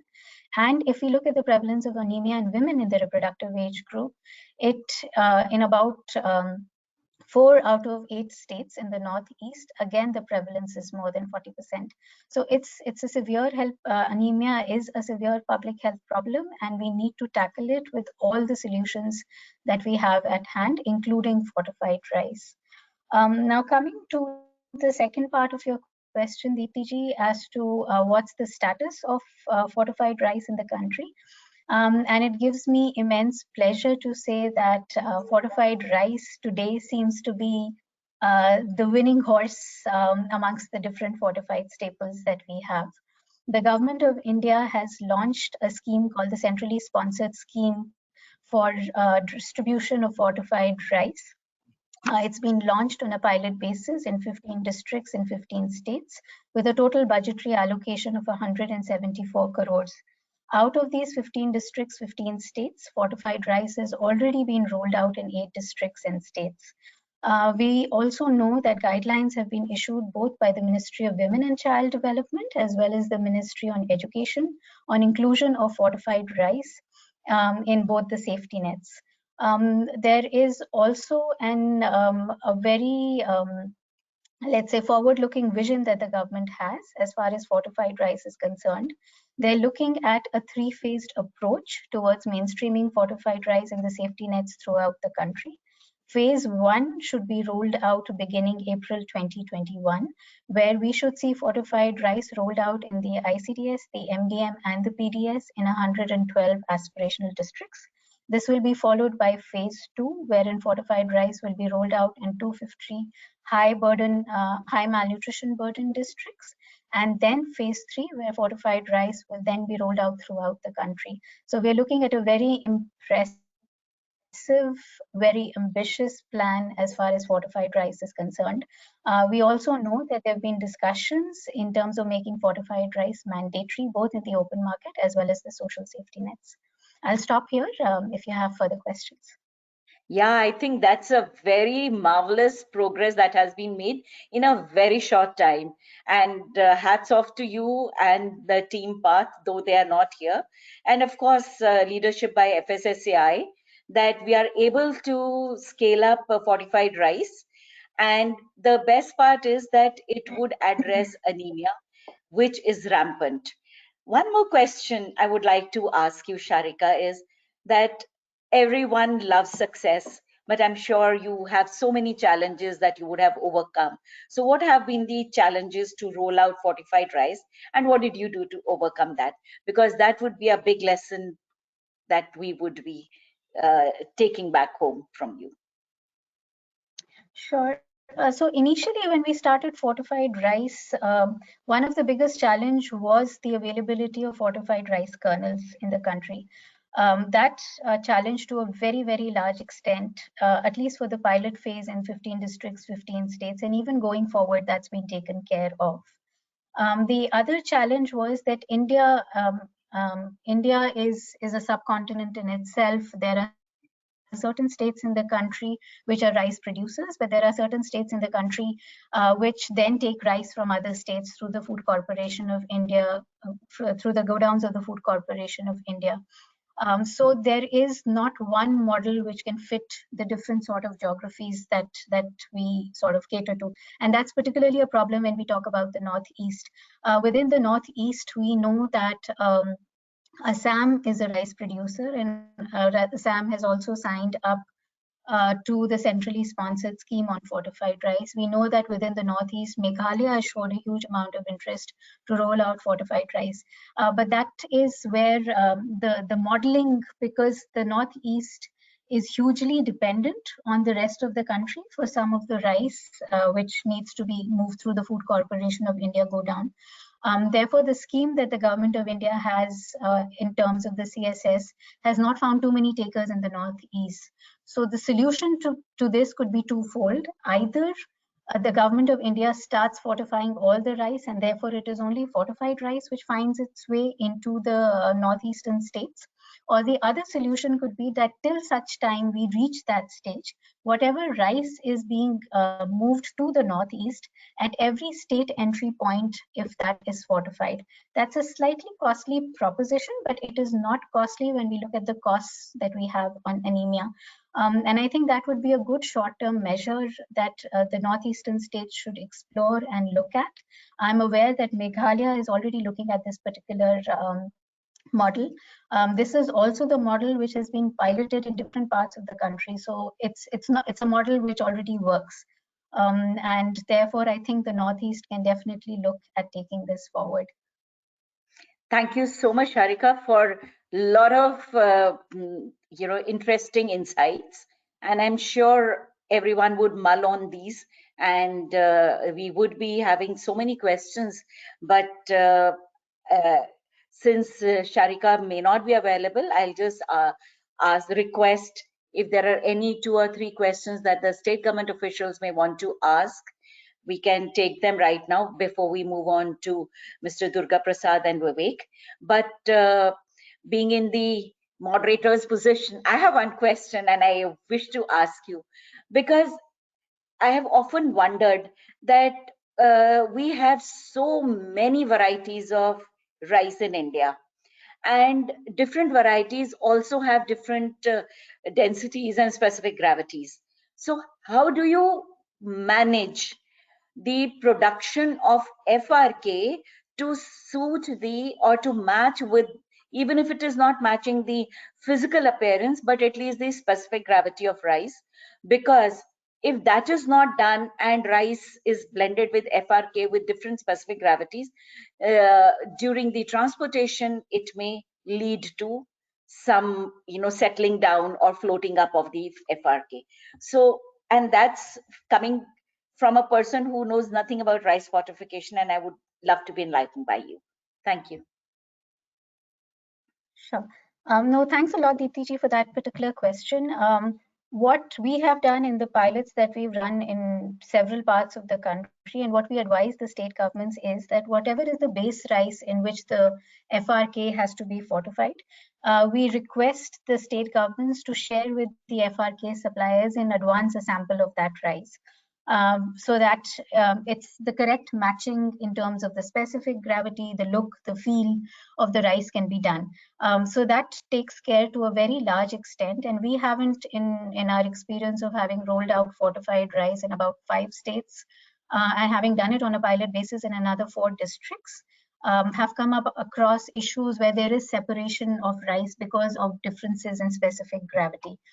So that's taken care of at the stage of production of the fortified rice by sharing in advance a sample of the base rice. Thank you so much, because that's so reassuring, and that would also give a lot of confidence to the state governments that this is indeed very easy to do, doable and scalable. So thank you so much, Sharika. And I would like to request our esteemed policymakers from the states of Northeast, if you have any questions regarding rice fortification, you can directly ask Sharika now, or else we can you can put it in the chat box and we will certainly revert to you. Since I hear no questions, I think we can move on to our next panelist. And our next panelist we would like to pose questions to is Mr. Durga Prasad. And of course, why we are taking up oil fortification right after rice is that rice or any food would always taste very good when you have some oil in it. So, Mr. Durga Prasad, I cannot see you here. Are you there? Deepti ma'am, he has lost his connection, so he's trying to join in once again. So you can pose the question to Vivek sir meanwhile, and meanwhile he's trying to join the session. Okay. Thank you. So that brings me to Vivek. And Vivek, I'm sure with your milk fortification and rice, we can have a very nice, sweet, healthy kheer. So tell me, what is the current status of milk fortification in the Northeastern region? Because you've done a lot of work on that, and it would be very interesting to share that with our audience. So over to you, Vivek. Thank you, Diptiji. If you look at India, we have 176 lakh liters of milk getting fortified every day. And Northeastern states have not been behind. Right from the beginning in 2017, Assam, Wamul in Assam took the initiative. They have a brand called Purabi, and they fortify about 40,000 liters of milk every day. And we are well represented today by Tripura and Nagaland. Both these states have their cooperative brands, Gomti and Dimul and Milcon. All brands are fortified, so they get fortified milk in their states. Apart from these three states, Manipur is one of the other northeastern states, which again has about 5,000 to 6,000 liters of milk, which is fortified. So all in all, if you look at those seven sisters, earlier seven sisters plus Sikkim, then out of this eight, four states are already having fortified milk. Other states like Meghalaya, Mizoram, Arunachal Pradesh, and Sikkim. So Meghalaya, Mizoram have very low quantities of milk, and also not much of the milk is getting, processed at an organized level. So there are a few challenges as far as the dairy sector is concerned, but it is picking up in the northeastern states. So where it is, organized and processed properly, those states have already adopted milk fortification.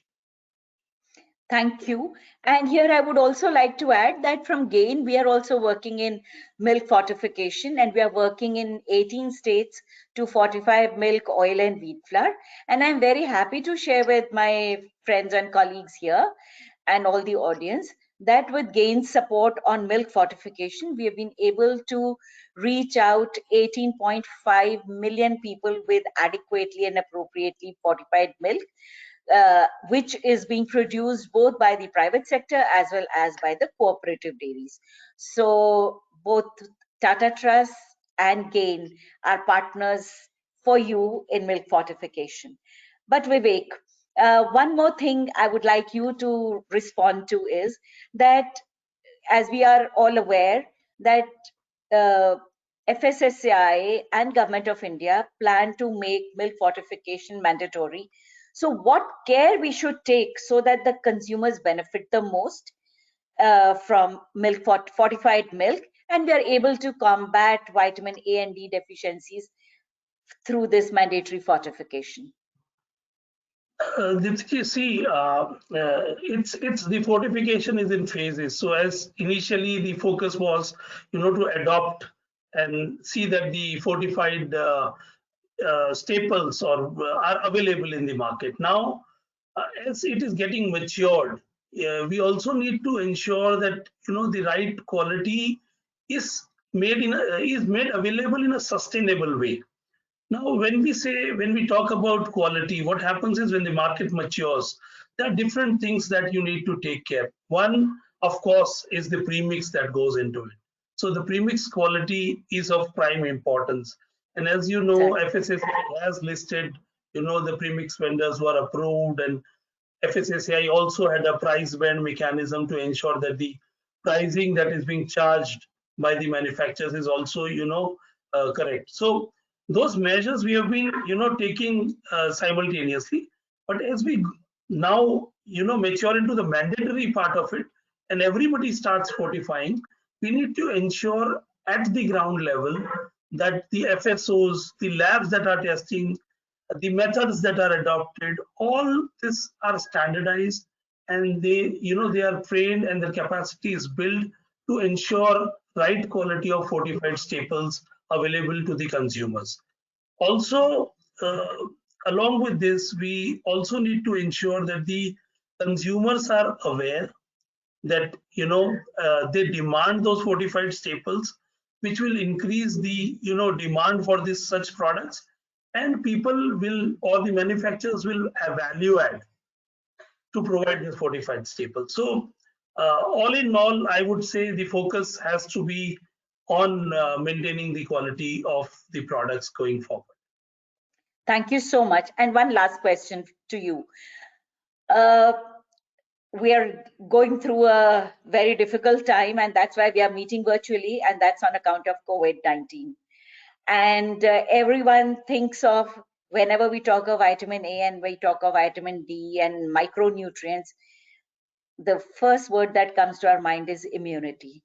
So in the current scenario, when the world is battling with COVID-19 pandemic, how do you say that the fortified milk can play a role in improving nutrition of the consumers or improving their immunity? So that's a fantastic question. I would say that, see, you know, if you look at the advertisements today, any and every product is claiming to be providing immunity, and yes. to that level, I have seen some pans and pani puris also providing immunity. So I would say immunity is the buzzword, but and people are, you know, the manufacturers are selling their product based on their claim for immunity. But very few people know that when this fortified staple, when we talk about this fortified staple, the vitamin A and D both are responsible in a way to add to your immunity. So by simply, you know, adopting these fortified staples, you are able to contribute to your health, and you know, you can also take care of the immunity. Combined together, milk and oil will provide somewhere in between 30 to 50% of the required RDA, uh, uh, which is for a normal consumer. So I would say they have their importance. Also, in life, I would say for vitamin A, there are a lot of other sources like carrot or sweet potato, etc. But vitamin D is something which is very scarcely available from food. And Of course, you know, in India, sun is something which is abundantly available. But because of our lifestyle, we're not exposing ourselves to sun. So I would say, yes, expose yourselves well to sun. But then, even if you're consuming fortified products, you are getting 30 to 40% of your RDA, which is good enough. And then you expose and take the rest from the sun, and you will never be deficient. And to everybody's surprise, I would say that, you know, in my team, there were 5 people working. And when we started working on this, we all got tested ourselves for vitamin D. And believe me, we all were deficient. So we had to take a supplementation dose to cover up and come back to a stage where, you know, now we can maintain our vitamin D levels. So I would say yes, fortified staples or fortification is a complementary strategy. Let it be a part of that in your life. And as you consume your staples regularly, they will provide some amount of vitamin A and D, and of course iron, folic acid, B12, which are also required and will contribute. Vitamin A and D definitely will contribute a little bit to improve your immunity. Thank you so Vivek, and I cannot help but add that we have from GAIN have been working in Rajasthan on oil fortification and milk fortification since 2012.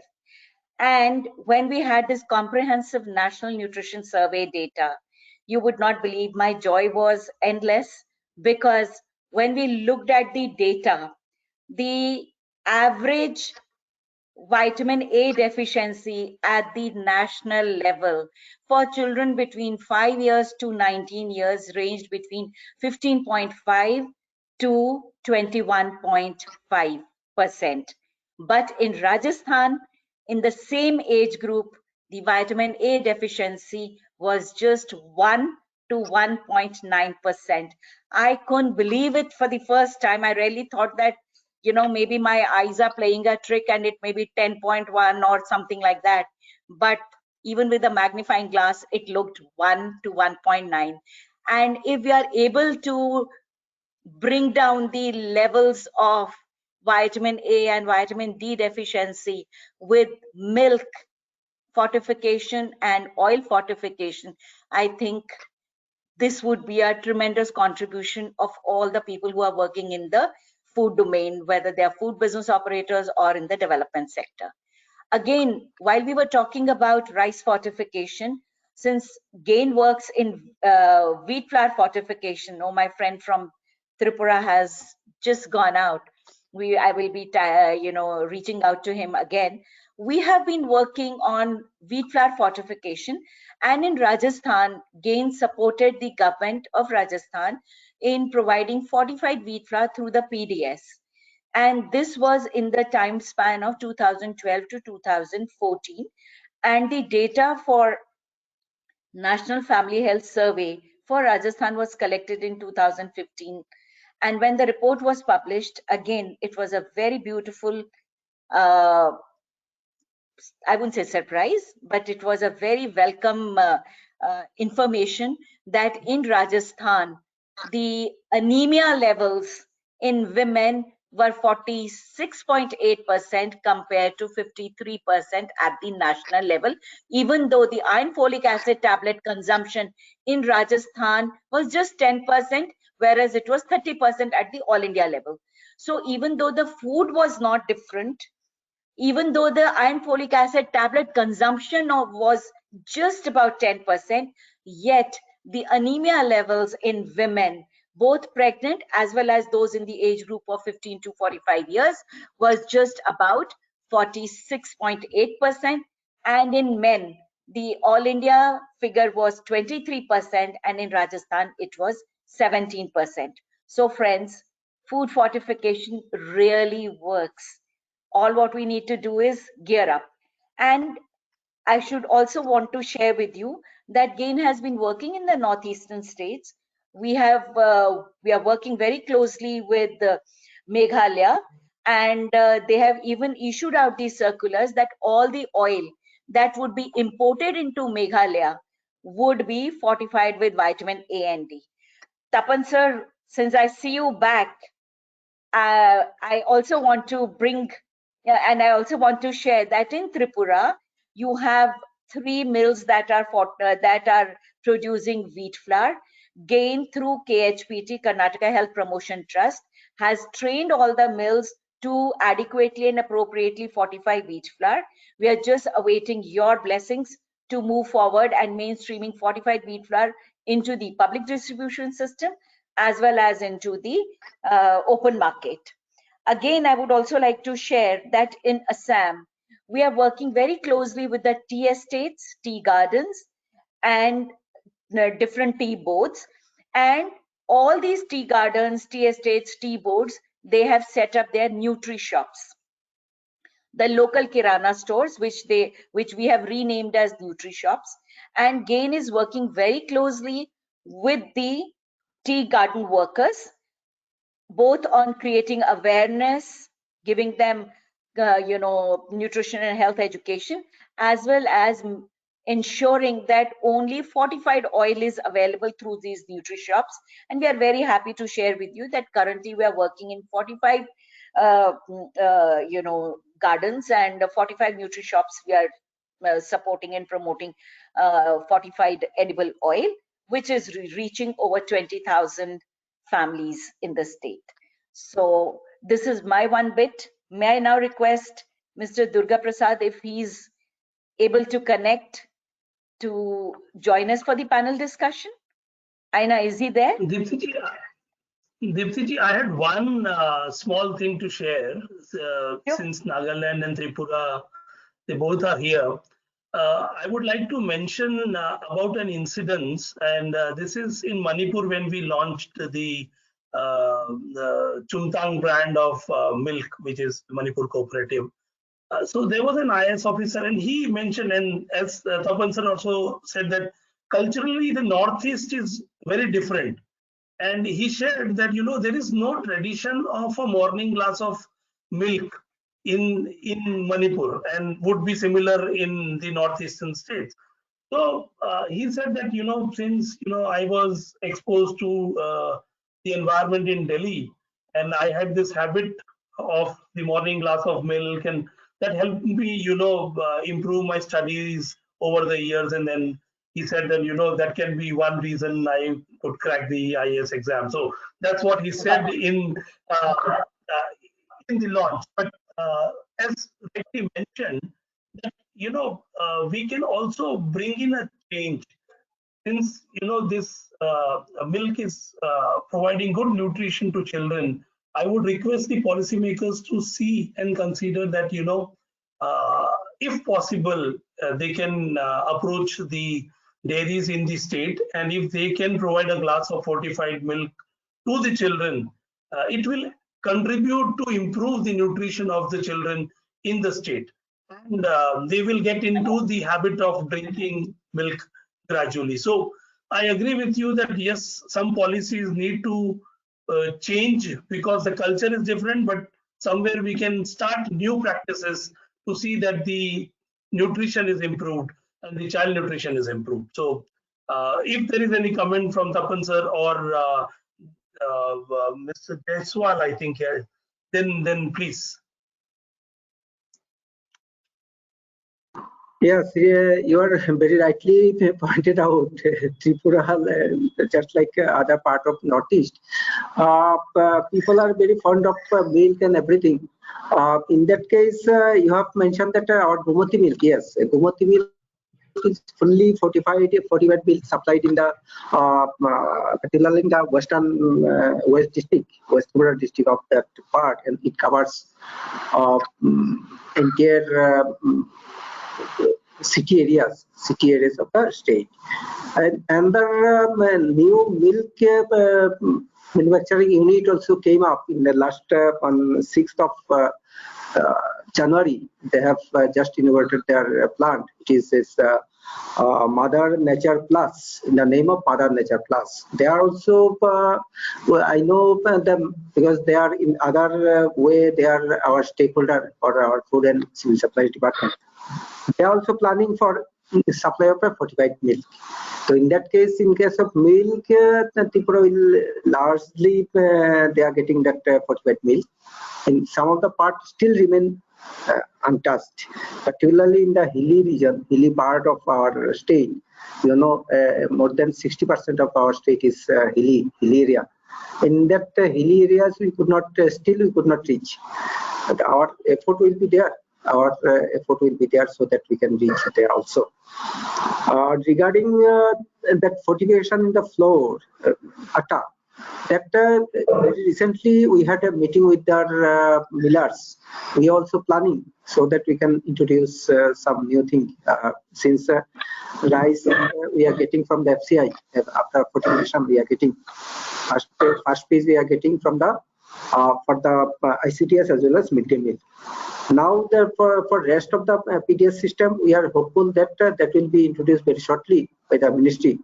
Since we are the shortfall deficit state, we entirely will receive from the FCI. So in that case, in that wheat also for fortification of food, we are also planning so that that can be implemented in our state. I had a preliminary meeting with that flour mills. They are also ready. One flour mills, they are ready. They have already procured their machineries and everything. They have set up. They have their setup, but due to COVID situation, they could not introduce that fortification of flour and everything in their mill. So that progress is there.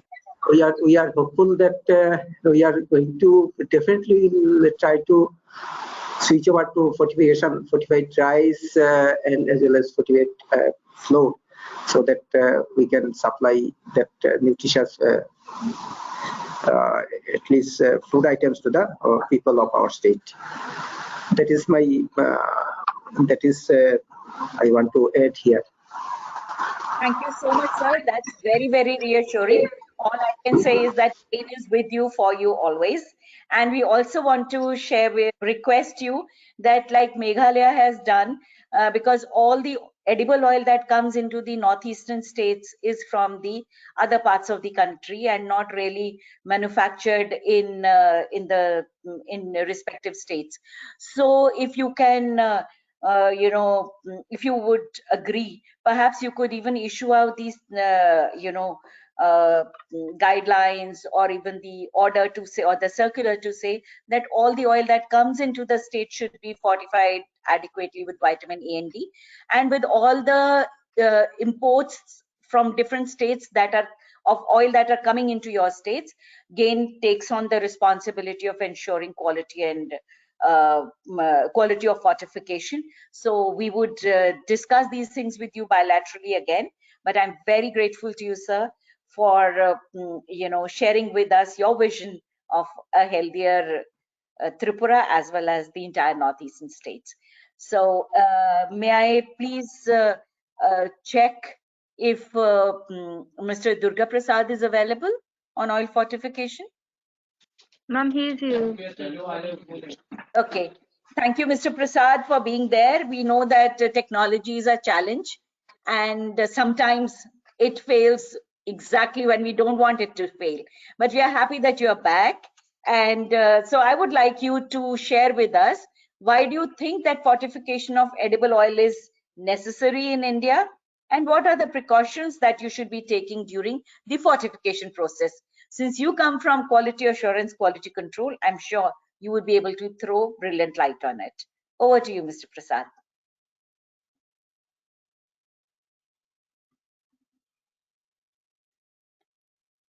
Sir, please unmute yourself. Durga, sir.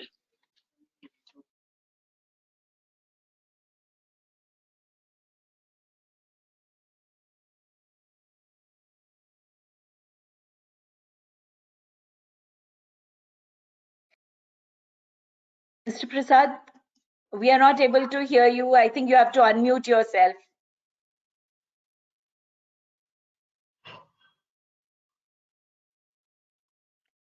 Aina, can you please help in case he is not able to unmute? Yes, ma'am. I'm just calling him to ask if there's any problem with the audio. I'm just asking.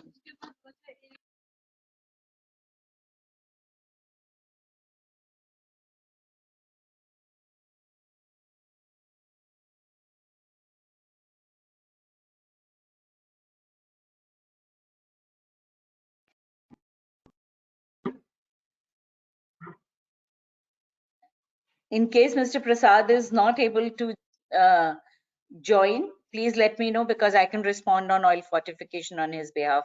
Not for his experience, but from whatever experience we have in fortification. So Aina, please let us know.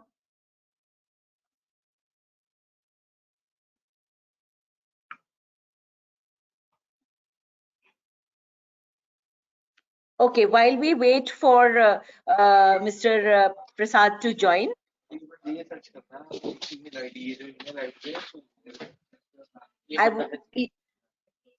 Yes, ma'am. I've asked him to unmute himself, and he's just trying to do it.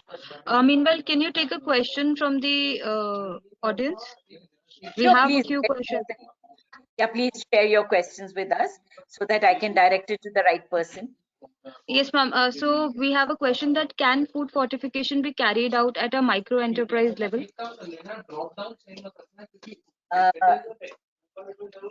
Vivek, would you like to answer this question? The question is that can fortification be undertaken at the micro enterprise level?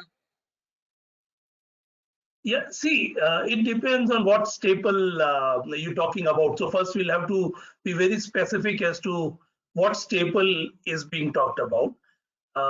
Definitely there is a certain capacity or quantity that is required to fortify, but yes, definitely at a small scale, the fortification is possible. So see, just to give you an example, so across India, there are big dairies handling 30 lakh liters, 25 lakh liters of milk, as if we talk about milk. But when we talk about northeastern states, Tripura is handling about 5,000 liters of milk, and say Nagaland is handling 6,000 at 2 locations, so 3,000 liters of milk at each location, and still they are able to fortify the milk and package it. So that willingness is important, and you need to find out your ways and means to control the quality. That initiative needs to be taken, but it is possible to do it at a smaller scale. I would like to also add that we have substantial experience of fortifying wheat flour at the chakki level also. We had this project in Udaipur, Udaipur's two districts, Salumbar and Sarada districts, and we were working with 200 local chakki millers in the villages. And believe it or not, it was possible, it was doable, and it really made a lot of difference to the health of people and also to the anemia levels in that area. The only big challenge was that you need to have an aggregation of these micro enterprises, because sometimes those who are working at the village chakki level may not be so savvy to source premix from the premix supplier. Otherwise, training is doable. They have done it very well. The compliance to the FSSAI standards was almost 67%, which was very surprising. So it is very easy to do. It makes the difference. The millers at the micro level who are even just fortifying 5 kgs of wheat, even they 5 kgs of wheat to make it into a wheat flour, were able to fortify because we had prepared premix as a pre-blend and given them measures on how it could be added to the hopper, and they were doing it brilliantly. So it is doable, but it requires additional efforts from those who are going to train them. That's it. Again, as Vivek has mentioned about milk, oil may be a little challenging, but milk and wheat flour are doable, and I'm sure same way rice is also doable, even though Sharika is not here to substantiate that. Rice is also very Thank you so much, ma'am. Thank you for your answer. I think that will suffice our guest for today. And I think, ma'am, there is a problem with Durga sir's audio. I think he's not able to connect it some way or the other. So if you can just give us a brief about oil fortification. Now, I think there's a little bit of disturbance. Someone's mic is on. With respect to oil fortification, and why is it necessary in India? Yes, it is very necessary in India, because like salt, which is consumed by everyone, oil is also one commodity that is consumed by everyone. So there is universal consumption of edible oil. And again, fortification of edible oil with vitamin A and D is very, very easy to do. Government of India in 1953, a time when even I was not born, I'm ancient, but even I was not born at that time, Government of India made it mandatory to fortify vanaspati with vitamin A. Now, as the science progress, we do realize that vanaspati is trans fats, not really very good for health. So everyone shifted from vanaspati to non-hydrogenated fats, which are the edible oils. Somehow we missed on the transferring the same logic of fortification of vanaspati to the fortification of edible oil, and thanks to FSSAI it has taken up again, and now all the oil that is produced in the country would very soon be made mandatory to be fortified. Because everyone consumes edible oil, and the National Sample Survey Organization has shown that on an average, people are consuming 25 to 30 grams of oil per person per day. That is a reasonable quantity that if fortified would provide good levels of vitamin A and D. And as I mentioned in my earlier comment, that we have been fortifying milk and oil in Rajasthan since 2012. In 2016, Government of Rajasthan took the initiative of getting all the oil millers together, telling them about their contribution in reducing micronutrient malnutrition, specifically of vitamin A and D, and they got all the oil manufacturers to voluntarily commit to fortification, and hence it became a voluntary mandatory model of oil fortification in Rajasthan, which is continuing till date.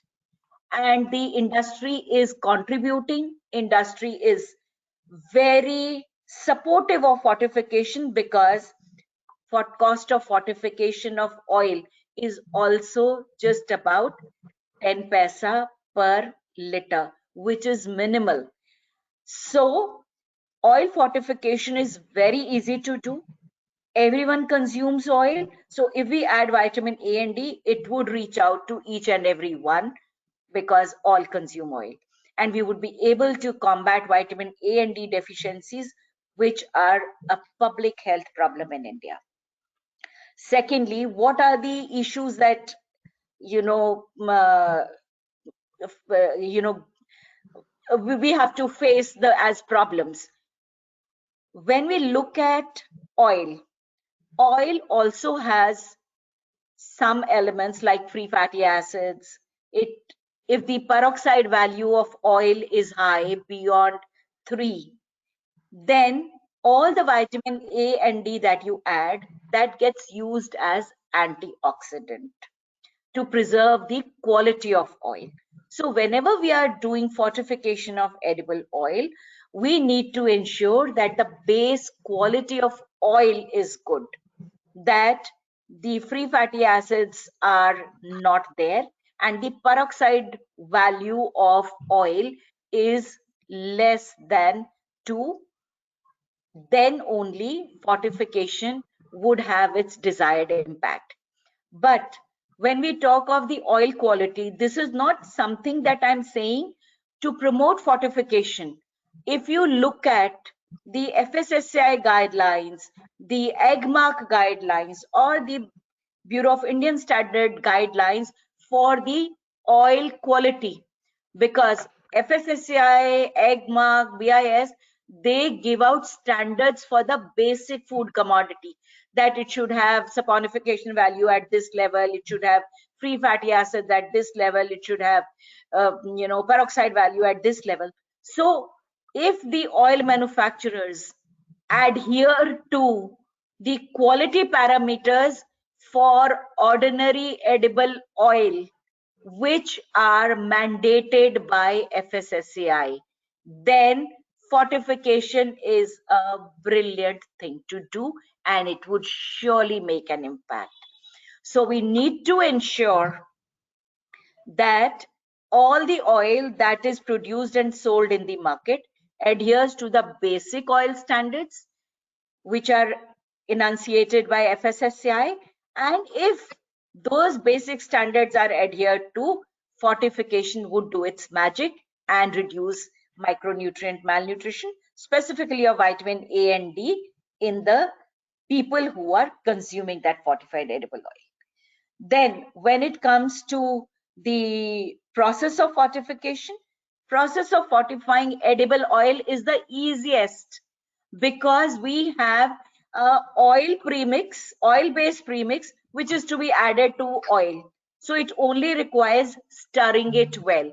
Of course, since we are producing it commercially, you have 5-10 churns and you have 10-ton churns with an electric and magnetic agitator or something that rotates within that drum, and it blends the premix with the oil and you pack it.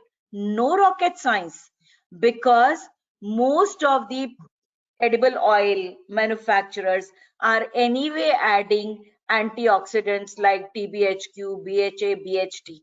So along with those antioxidants, they can add premix and the oil is absolutely fortified, because the drum size is defined, and what we do is we require the premix suppliers to give the premix in bottles which correspond to the levels that are there in the drum in which the oil is present. So it is so easy to do, and everyone can do it. Only thing that is required is the will to do.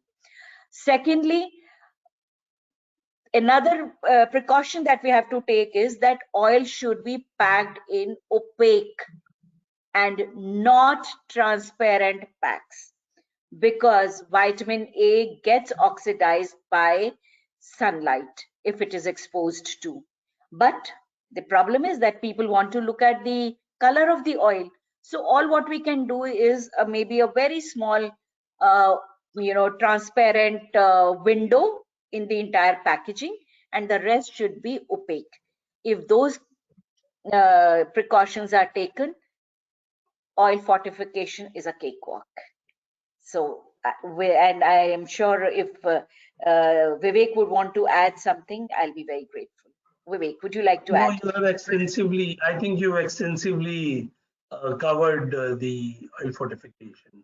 If there are any specific questions or queries, I can definitely answer them. So, Aina, if there are any, ma'am, please let us know. Yeah, thank you so much for covering the topic so beautifully and explaining why oil fortification is so necessary and so easy to do and implement. As you said that vitamin A is affected by sunlight. So there's a question that is there any issue with fortified food while cooking? Like, is there any specific advice that has to be taken care of while we deal with fortified food and cook it? Fortification with micronutrients is absolutely safe, because food is always cooked. So the precaution is already inbuilt, and there is almost no loss of added vitamins and minerals to the staple foods when they are cooked. So there is very minimal loss, and that loss is covered by the overages that are anyway present in the premix. But with oil, we are not just using it. We are not just using oil to. We are not just using oil for fortification. For frying. We are also using oil for cooking. So if we are adding oil for cooking, no loss is there. But if we are adding oil, if we are using oil for frying, then there is a little bit of loss of vitamin A and D when the oil is heated to a frying temperature. In the first frying, there is just about 5 to 7% loss. In the second frying, the loss is about 20%. 15%, and by the third frying, it is just about 20 to 25% loss. And after that, oil is not fit for consumption. So an oil which has already been used for frying 3 times should be discarded.